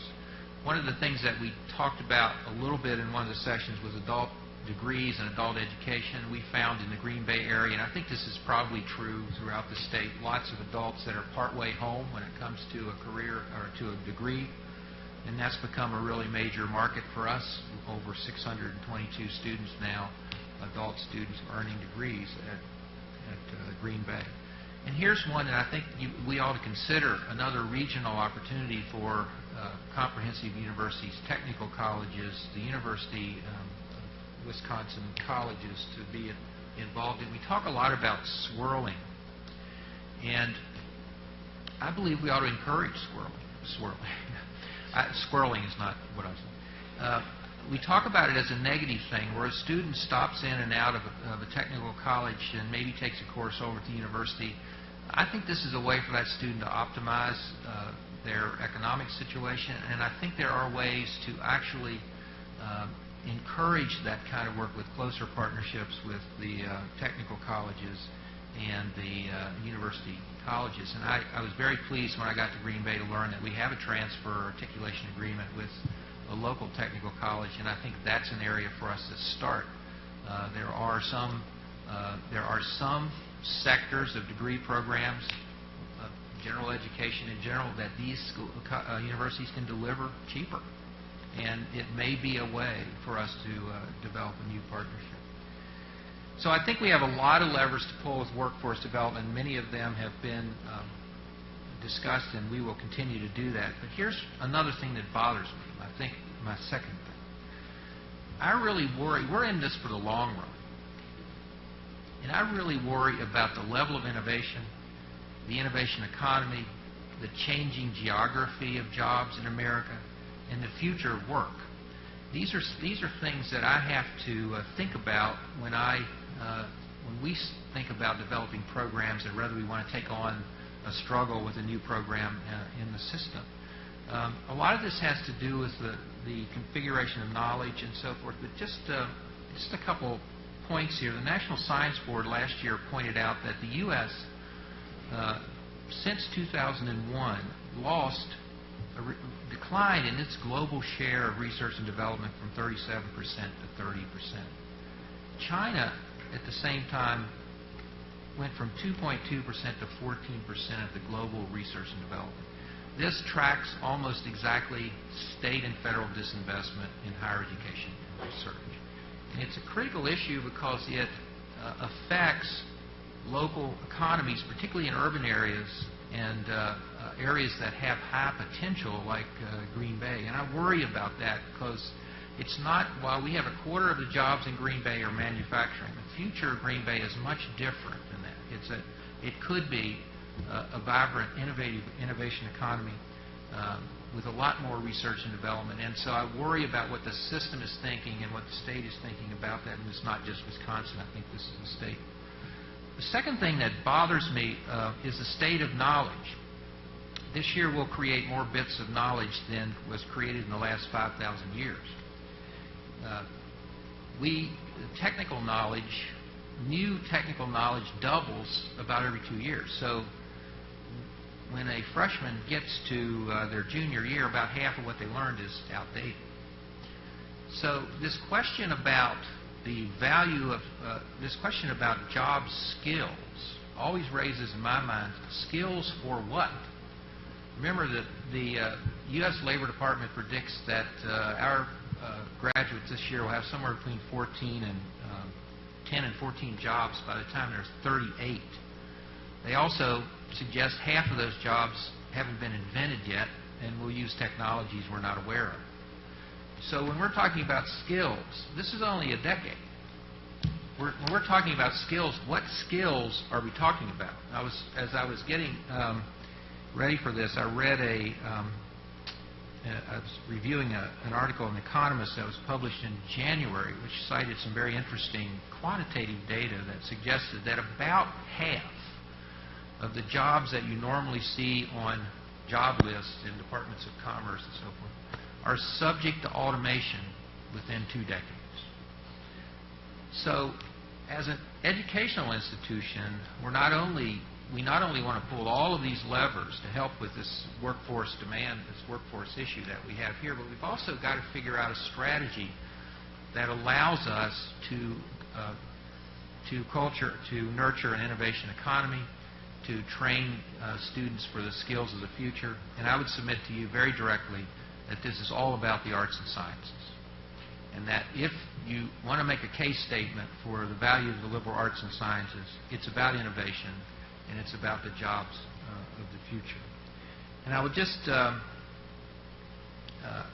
so I am one who am very, very interested in both what we do now over the next couple decades and what we do now to make the time after that even more of a vibrant economy for this state. And I think that this system is prepared to do that, and I think it's got the right leadership and the right kind of institutions. And so I'm here to partner with all of you to help make that happen. Thank you. Thank you. Becky.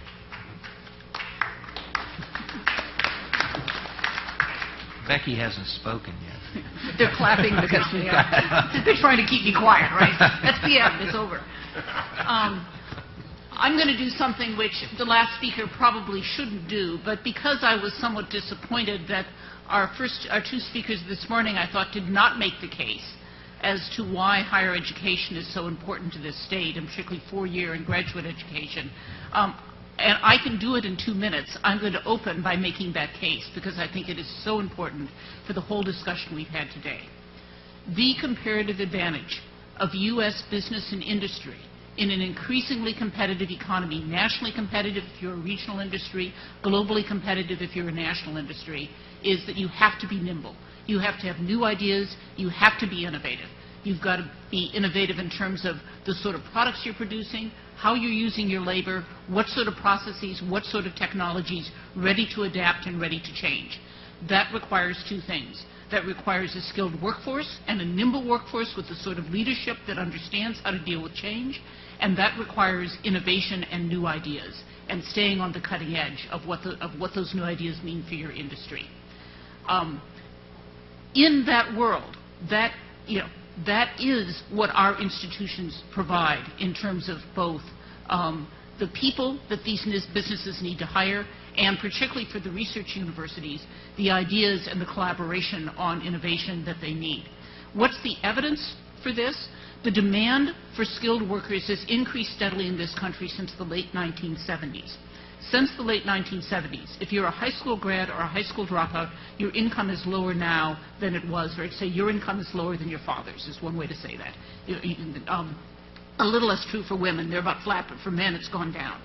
If you have a two-year degree, technical colleges or otherwise, on average across the nation, your income is flat. You've not won over the last 25, 30 years. Only if you have a four-year college degree have you seen incomes go up among that category. And if you really want to see incomes go up, you look at people who have post-BS and BA degrees, people with master's degrees and people with PhDs. They have been the real winners in this economy.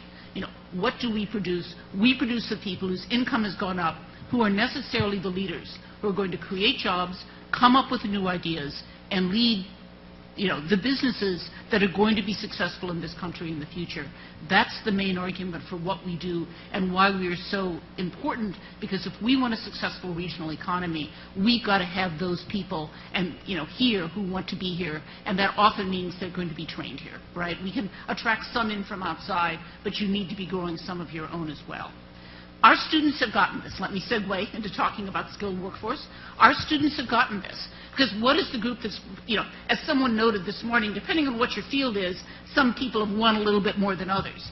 And the group that has seen the biggest wins out of this has been people in the STEM-related fields, right? And their incomes really have gone up because of this change in the economy and competitiveness in certain areas. And our students understand this, so we see real substantial changes in Madison in the demand for STEM-related degrees. Over the last 10 years, we've gone from 31% of our students who are majoring in STEM fields to 42% of our students who are majoring in STEM fields. We are seeing in a number of key fields, partly because of our budget tightness, more students than we can admit into these programs. That includes engineering and nursing. While we don't have caps on some of our other areas, such as math or computer science, we've seen a huge increase in students, and because we haven't been able to increase the programs and the faculty, we're actually seeing deterioration in the quality of the program we provide, increases in class size, less attention, less advising to those students. This is absolutely the wrong thing to be doing in the fields that are most important to this economy and to some of our students. In order to deal with this, we have to invest in these growing fields. And investment doesn't mean one-time money. It doesn't mean I can use my reserves. Investment means base funding that is available in the long run. It is only base funding that I can use to hire faculty, to expand programs, to offer new opportunities in terms of enrichment, whether it's clinical opportunities or laboratory opportunities or internship opportunities. Expanding that on one-time money is just foolish. Right? I mean, you've got to have some additional base money.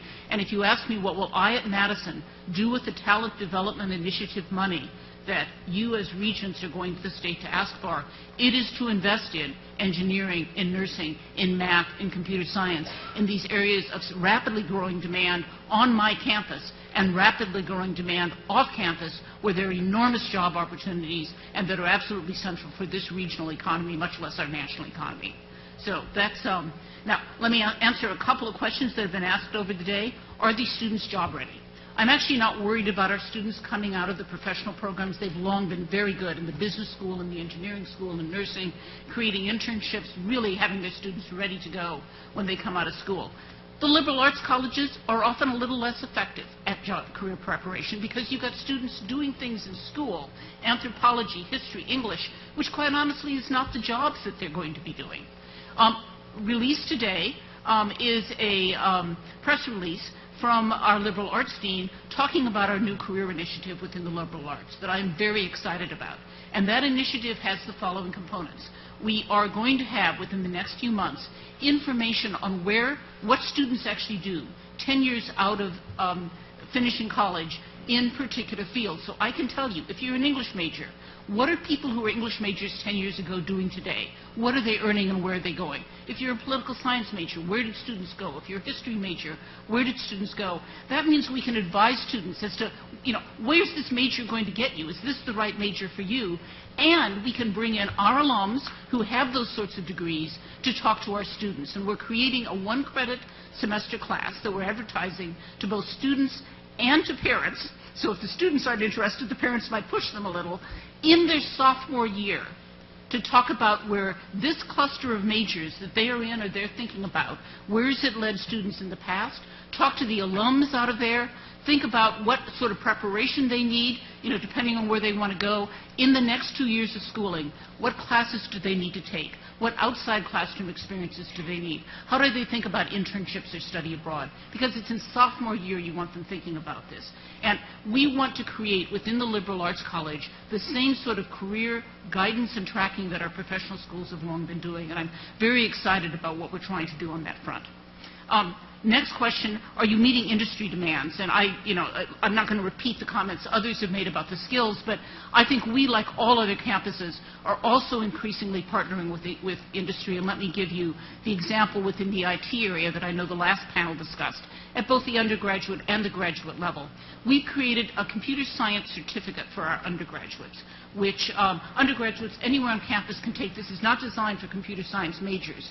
So if you want to be, in a nursing field, but show that you know something about computer science, you add that certificate to it. If you're in history, but you're interested in going on to doing something and you want to be able to show you actually are a geek, you add your certificate onto it.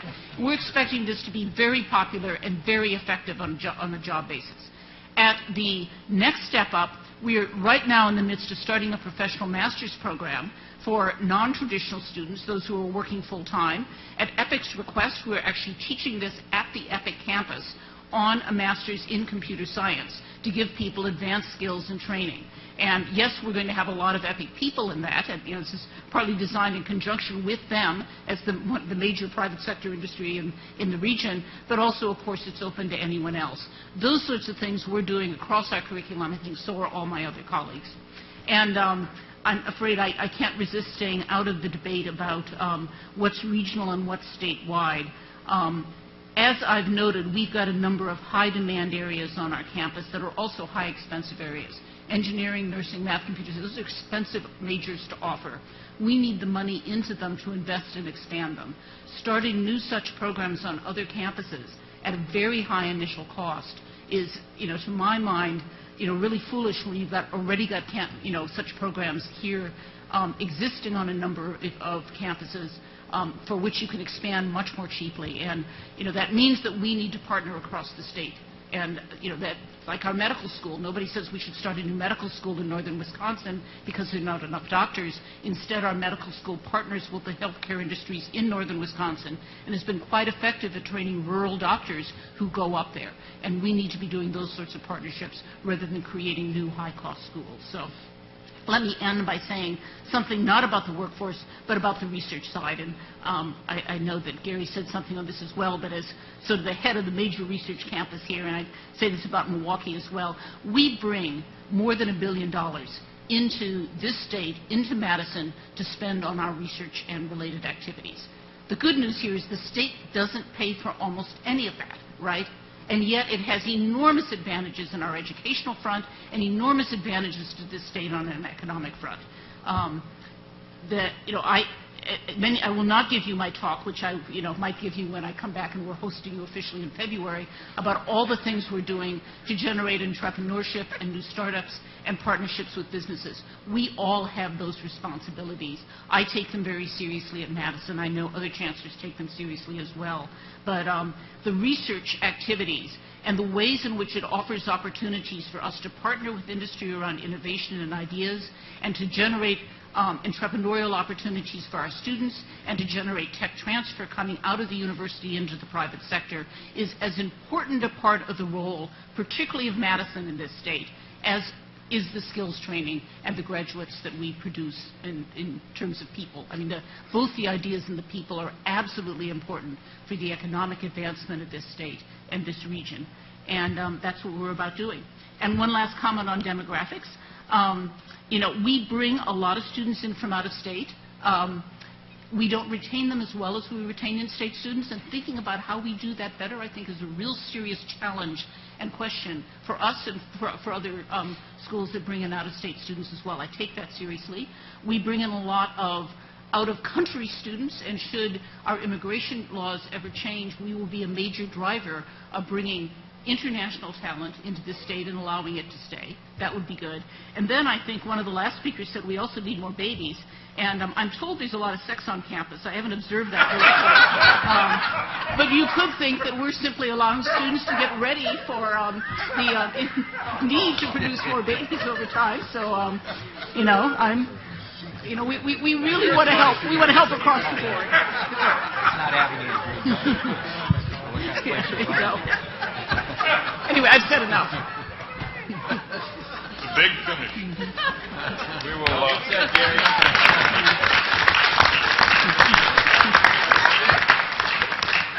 We will open it up for discussion. Regent Whitburn. You can discuss anything, not just her last comment. Regent Whitburn. She has popped out of the envelope. Chancellor Blank, you mentioned nimble and the need for business to be nimble here and globally. Mark Tyler talked about what, in the real world of his business, he's had to do, ramping up, ramping down, redirecting capital.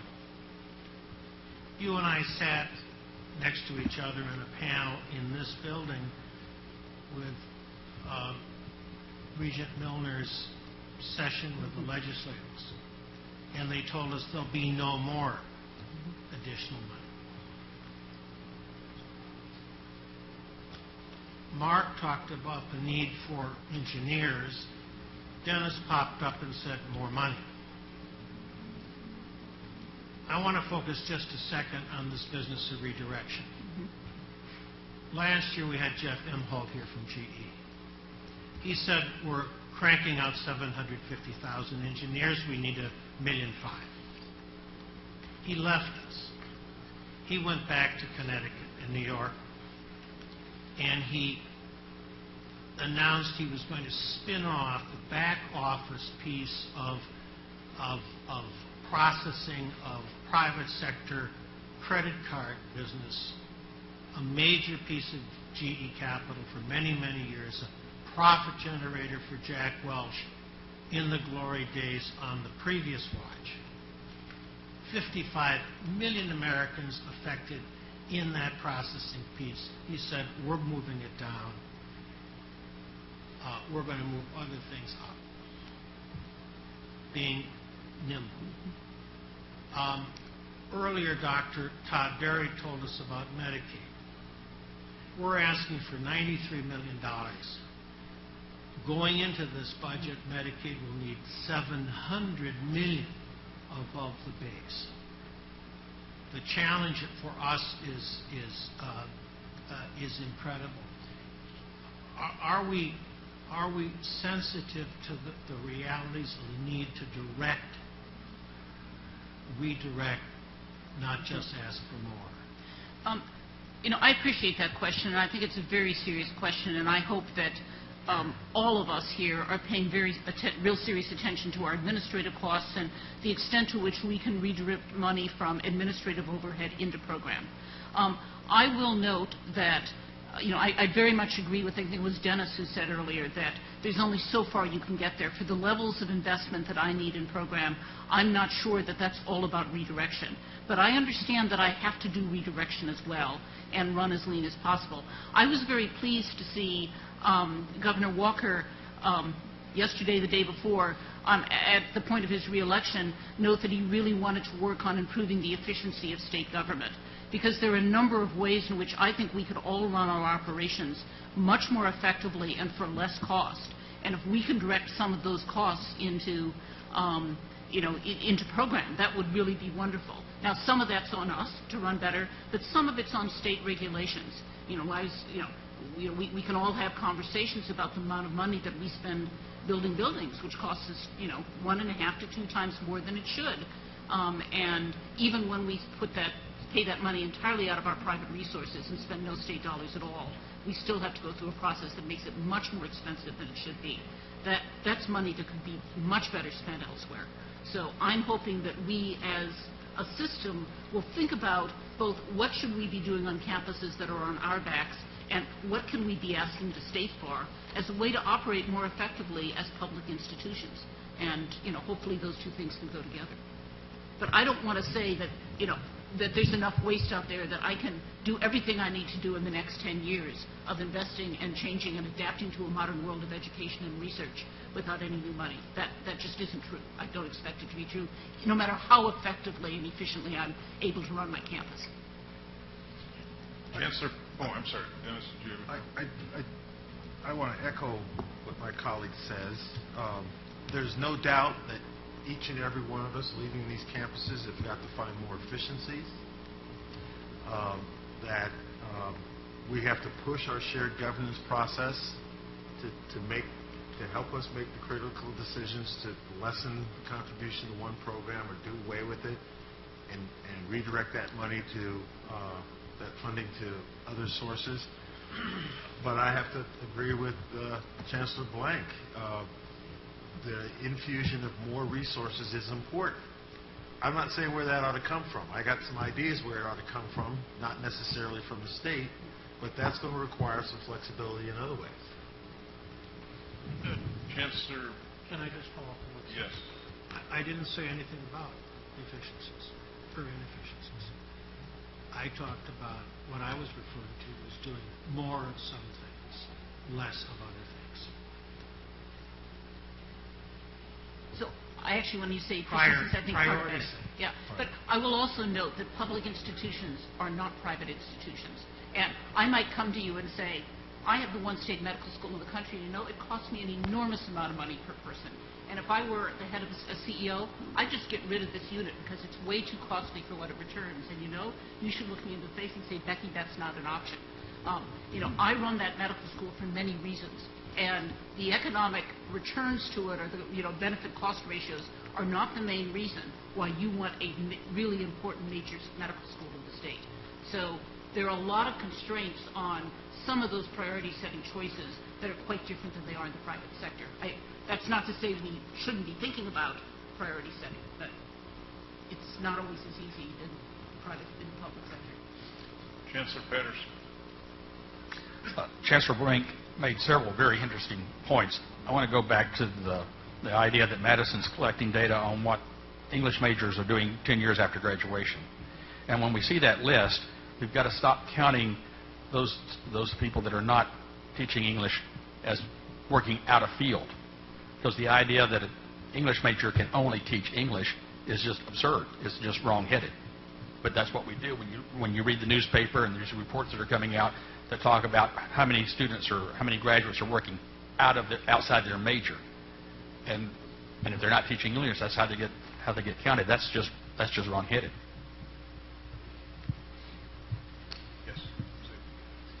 I would like to just add 2 things which are not exactly neither questions for you nor a response to anything you have said, but it's kind of a summary, my summary, like you did, Mickey, of what we have talked about, because you can get a headache looking at the issues the state has. And this university is a great resource and great abilities, but it is not a great resource for everything that has to be done in the state.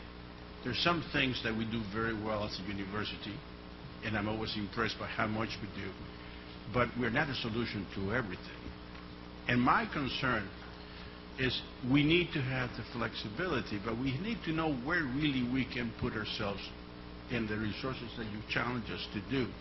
And every time we get, all these issues that have to do with the state, which of course we have to apply the knowledge and resources of the university, and we're challenged to do so, we have to also see what are the limitations, what is appropriate. Luckily, this state has many more resources than just this university. And one aspect of the flexibility, which I have seen in your case, and I think we are going to encourage more, is working with the other resources, whether it's a technical college. Certainly we have two-year colleges. We have private colleges. You see, we have to look at our education, seems to me, as a statewide resource, whether it's private or public. I am very much intent in making sure that we do not try to do everything for everybody. Earlier, there was a request that we need engineers. I'm an engineer. I have dealt with engineering for a long time. I have a company full of, looks like the UN, because I had to bring engineers from Pakistan and India and everything else because I couldn't find them in the U.S. I know very well the difficulties of keeping engineers. But let me tell you something. The needs of the industry change continuously. It is very difficult for us to address with mortar and bricks every need that we find. But there are other ways of doing it, and that's the challenge that we have.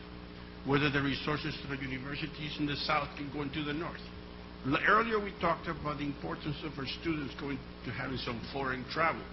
I'm chagrined at the thought that we're going to put 50-mile limits on some of our people. I think maybe they should do some foreign travel to Platteville. UWM probably be a cultural shock. A good cultural shock. Maybe Madison. Now, the other thing is, there are many types of engineers. Some of them are really hands-on, some are really theoretical. We need some of everything. We cannot just decide that we need everybody hands-on. Luckily, we have the ability to do that from the technical colleges. I would say I would put Madison on the top, even though I'm pretty sure we got some very intellectual engineers in other places. I didn't go to Madison, so, I got to defend my alma mater. But the point is, we can use those resources without necessarily having to do it all ourselves. The challenge to us, which I think you were saying, is that we do have to reorganize our resources. We do have to react and act to meet the need, but we have to do it in a way that is appropriate to us, within the limits of what we can do very well. And if I'm making myself clear, I probably will try some other time.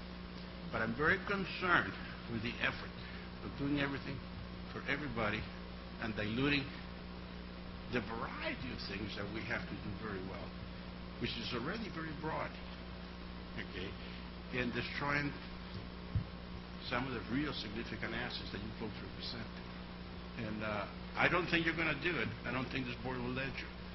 But I'm very concerned with the demand and the expectation that somehow we can throw you anything.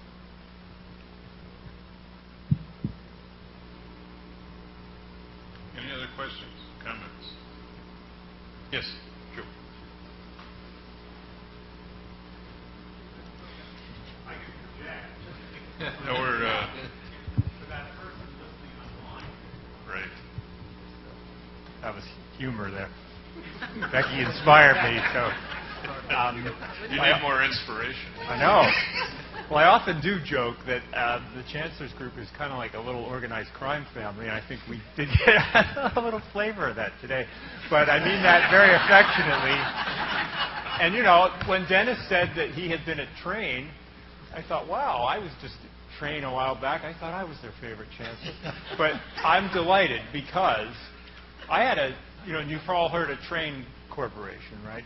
International. They make essentially chillers to cool and heat climates and buildings and things, and it's a big business in La Crosse.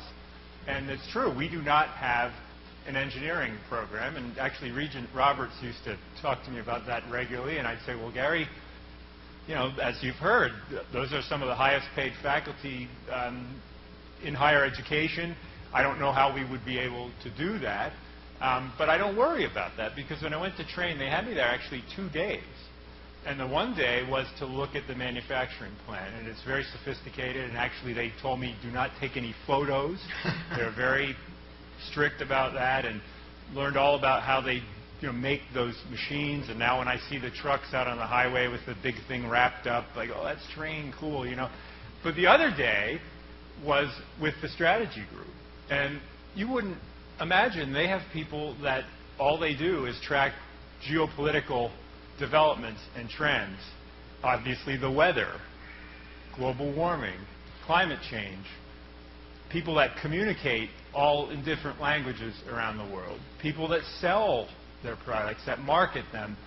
You know, there are just so many avenues for people to be involved with that organization that if you can look at the one kind of obvious one, and that's great, but there's a lot more there. And I think we heard some of that in the conversations here today.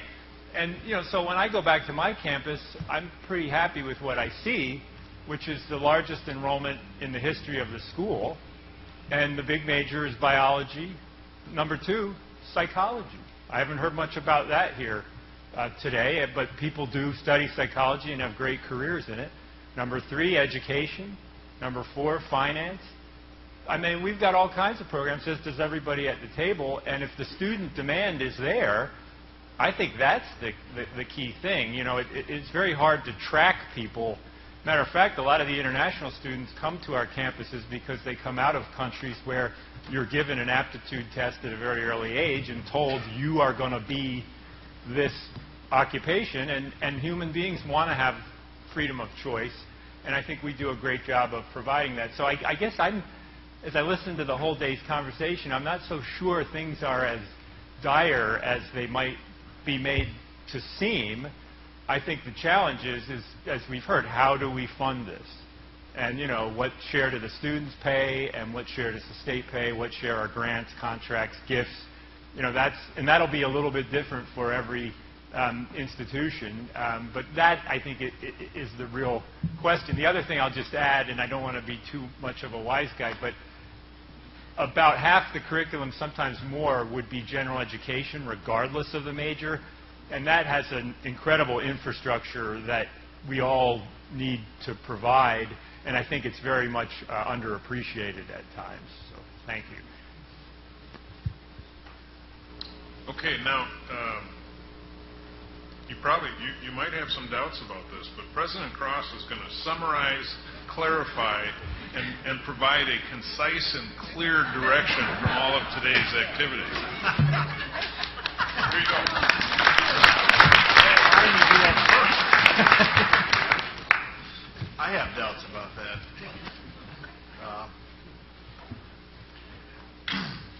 Well, this has been an interesting day. Before I jump into some of these remarks, I think it's important that the board knows that we are working on a process of finding ways to do what we do in the back office more efficiently and concurrently more effectively, and transfer those resources that we save to the front room. And that's the instructional research side of our organization. We're working on a plan for that and engaging an outside consultant to help us look at those processes and what we call business process reengineering. So I just wanted to mention that. Because I do think we have to find resources internally to deal with some of the issues we currently face. And I think we also have to repurpose some resources to address the needs of the state. And how do we do that? And how do we engage our shared governance entities in that process is important. That was an aside from my summary. I really do appreciate the panels for speaking to us today about this issue. And I sit here as a person who's been involved in higher education at least at some level, for over 30 years. And I remember these demographic issues for a long time. But the key walk away from that demographic display was the flattening of the workforce. And I keep coming back to Chapter 36 and the mission of this institution, the mission of this system. And it is probably, if you've never read Chapter 36, paragraph 3609, paragraphs 1 and 2, take a look at it. Both paragraph 1 and most of paragraph 2 will bore you to death, as will most university mission statements. And it talks about we're responsible for providing instruction, for pedagogy, for new knowledge, development of new knowledge. It goes on and on and on, and it finishes, the last sentence is, and also all this is in the pursuit of truth, but right before that, it establishes the purpose for all of this. Why are we here?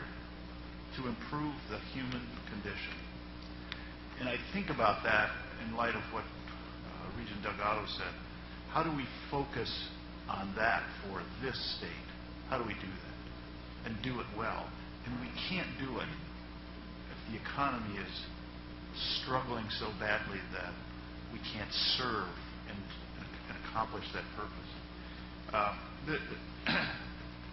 This morning we heard from Todd Berry, and I've got a pile of notes here, so I won't bore you with all of them, but some of the things that he shared with us. While a state's overall population is growing, it's growing older. I'm Exhibit A, so are most of you. As a matter of fact, everybody in here is growing older. Sorry about that. But one element of that is that our under 18 population is declining, and that's the future. It's also the most innovative and creative portion of the population. That population between, all research shows, that age between 18 and 35. There are some exceptions, Colonel Sanders being one. But nonetheless, that's the creative element. And that concerns me. For the first time ever, the percentage of working adults in Wisconsin is declining. And different economists and demographic experts look at these time frames differently. So you heard Todd talk about 18 to 64, I believe, or 65. Some use 22 or 20 to 65. Some use 24 to 65. But the working population in Wisconsin is about, from the age of 24 to 65, about 3.1 million. You saw the number up there, 3.4. When you go down to 20, 3.1 million. Of that, about 5.5% roughly is unemployed. That's about 175,000 unemployed people in the state at working age. If you put together what Reggie has on his webpage, these are job vacancies. Now I know you have to take that with a grain of salt. There's about 70 to 80,000 every day. They vary. 70 to 80,000 job vacancies on his webpage every day. Down at the bottom, there's a little asterisk that says there's another 75, 80,000, maybe 90,000 that aren't on his webpage. That's 180 to 190,000 job openings in the state that aren't being filled. And what would this economy look like if they were employed? Todd told us that there's some ebb and flow to the state's population, but it tends to reinforce these demographic trends. More older people are moving to Wisconsin, while at the same time more young people, the ones we desperately need, are moving out. About 10 to 14,000 recent college grads a year we lose. I think the one slide he had up there showed 14.2 or something.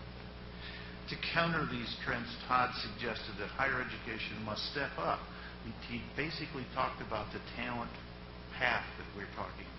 We got to improve remedial education. We need to get more people into and through. We need to improve retention. We need shorter time to degrees. We need affordability. How do we maintain that to help more Wisconsin students get through? He also talked about the spawning of tomorrow's entrepreneurs. How do you do that? Being creative, being innovative. And he was concerned about the silos that exist within the university. Having spent some time in the corporate sector as a consultant I was almost encouraging him to go look at a few companies like General Motors. Talk about silos, but nevertheless I didn't. We also heard from Reggie Newsom, Secretary of Department of Workforce Development. And here's some of the key takeaways that I heard him talk about. There are more jobs now that demand higher level skills, and if you listen to some of the relationship between what Todd was suggesting about bachelor's degrees and what Reggie was asking, you began to wonder, are they reading the same information? But even jobs in Wisconsin's traditional manufacturing base require more education, when he called that a semi-skilled field. He also noted that greater flexibility options are needed for students, so this ability to interconnect from different types of institutions is easier, and experiences as well. He noted that were significant regional variations. He encouraged multiple types of collaboration, as did Todd in relationships and some of our chancellors as well. But looking ahead 10 years, and I wish he would have talked more about this, in his material it was there, jobs requiring a bachelor's degree are growing at a faster rate than any other sector. I want to repeat that.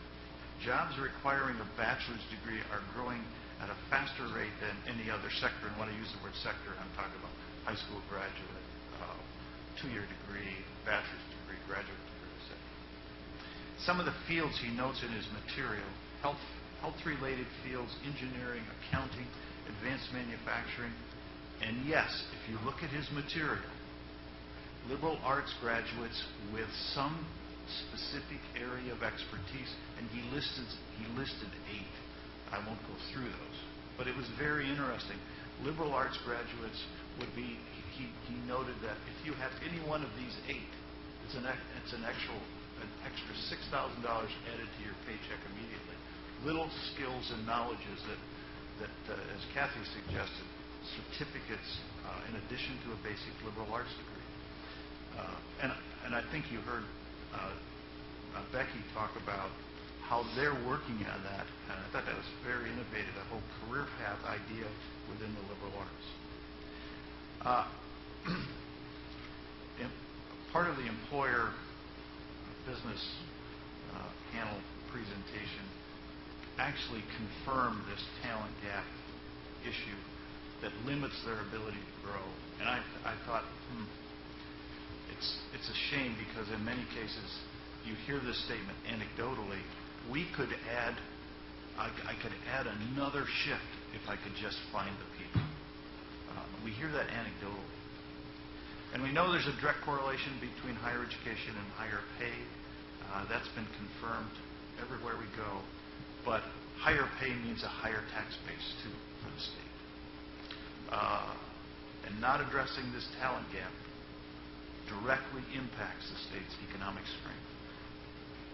So something else our business panel did was provide some examples confirming some of these trends that Todd and Reggie talked about. Mark talked about, as well as other businesses, the need to find, in his area, northwest Wisconsin, more engineers. And his point being, those rural communities have difficulty pulling in outside engineers and keeping them. He also talked about IT, advanced manufacturing, and healthcare in his region, the whole high-impact talent. And the positions in high-demand fields, they say they just can't fill. Kathy Seifert, who encouraged collaboration and partnership, talked about the New North and how important that's been, provided specific examples of this whole IT cluster, which is not unique to her region, it's all throughout the state. She encouraged us to be creative in our approaches on how to serve and work with and partner with businesses and to help them meet their needs. Well, to reach their goals, businesses need the UW to help identify and nurture talent, particularly in those areas. And the chancellors, some of the things they talked about, I think, were really important. We heard, and I'm just going to pick a few here, Madison's efforts in research and how that's tied so tightly to the state's economy. and our approach to the liberal arts and the inability to grow our engineering programs given the lack of resources, etc. Stout has always had a close working relationship with businesses and how they connect and how they want to expand that as well. Platteville's unique approach to the way it's dealing with the Brazilian students and out-of-state students, both of those areas, really doing some neat stuff in that area. And Green Bay's work in the community. Green Bay is connected so tightly to the community, and that's expressed in Brown County through their K-12 relationships and their partnership with the technical colleges as done elsewhere. So let me try to connect a couple of dots. It's really this simple. If Wisconsin is going to be capable of facing and overcoming the challenges posed by demography and our changing economy, a flattened workforce at a time of increased need for high-impact talent is a huge challenge. More specifically, we need more students, young and older, traditional and non-traditional, urban, suburban, rural, I don't care where you're from. We need more diverse students as well to go to college and major in these high-demand disciplines. We mentioned most of them are in STEM, but many of them are not. We recognize, by the way, that the challenge of getting these students on the talent path to success starts well before they decide to go to college, and you've heard several of them speak to that. Partnering with K-12 to make sure students are not only college aware, but as Regent Hall mentioned early, the counseling advising piece is such an important piece. When we do get these students into college, we need to make sure they succeed, they graduate, and they have hands-on, applied experience. That doesn't mean they got to go out and we're going to teach them to weld, but do they understand how a business operates and the opportunities available to them right here in Wisconsin? When they graduate, we need to keep them here. When they come here, we need to keep them here. And when they go to work, we want them to pay taxes here. That's a joke, but that obviously is important. We need for Wisconsin to be a place where in-state and out-of-state graduates want to live and work, and that means connecting them with career opportunities and employers in Wisconsin communities before they graduate. To attract and retain, Wisconsin needs to have a robust economy and a thriving culture of entrepreneurship and successful businesses. We need not just help create high-impact talent, but we also need to help foster the development of new and existing businesses that leverage that talent, the talent path, the talent infrastructure, and the talent-based economy. All three pieces of our talent development initiative. Well, you've heard all of this, and I think we've all it's in some ways a sober experience to listen to it. But we are part of the solution, an incredibly important part of the solution, and several of you have said that. And the challenges we are facing as a state, we know what must be done. As academics, and this is a disease academics suffer from, we analyze, and we analyze some more, and then we talk about it. It's time to act. Well, that didn't get a laugh either. So,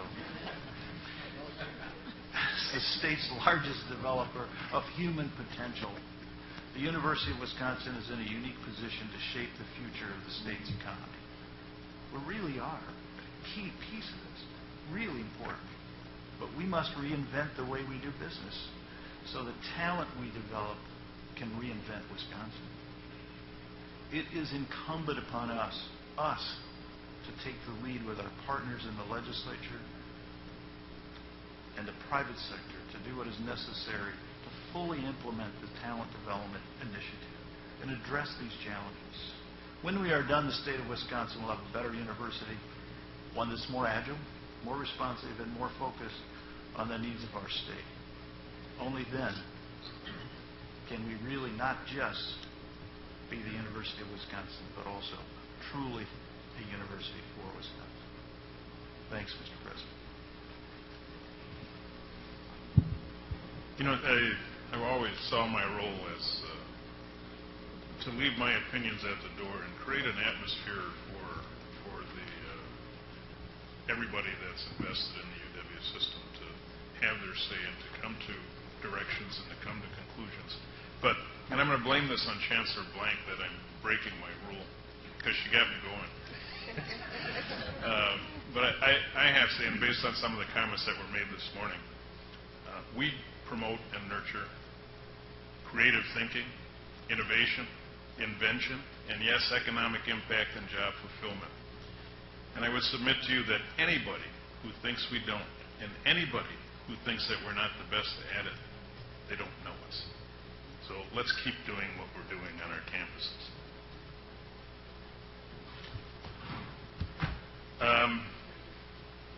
Communications, petitions, and memorials. And Chuck, thank you for doing this. Chuck would like to offer a memorial reflection. Thank you, Mr. President. Last Friday, Regent President Emeritus Mike Spector died after a short but spirited battle with cancer. He served as a regent for 7 years. He was president and vice president of this board. He loved this university system, and especially loved UW-Madison, where he went as an undergraduate before going on to Harvard Law School. All of us who served with him on the board, those of you who worked within the system and on the campuses, I'm sure have your own special memories. In so many ways, Mike was one of the wisest people I've ever known. We got together often after he left this board and had lunch on a pretty regular basis. And I never went away from those lunches, one of those lunches, without having learned something. Our last lunch together was a few weeks ago. We talked about his cancer and shared some of the stories of the challenges that such a fight poses to a family and to all the people that you love. As always, Mike was thinking about others and looking ahead to the next step in the battle he was waging. He waged this battle as those of you who know him would only have expected him to. Every day, sort of one more step forward, trying to figure out the mystery of what was going on. He shared a quote at the time from a guy named Daniel Menaker, who was battling cancer in his own way.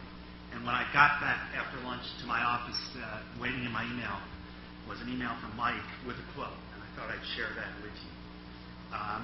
Cancer can, at least for a while, have some benefits. It allows you to dodge onerous commitments. It strengthens friendships.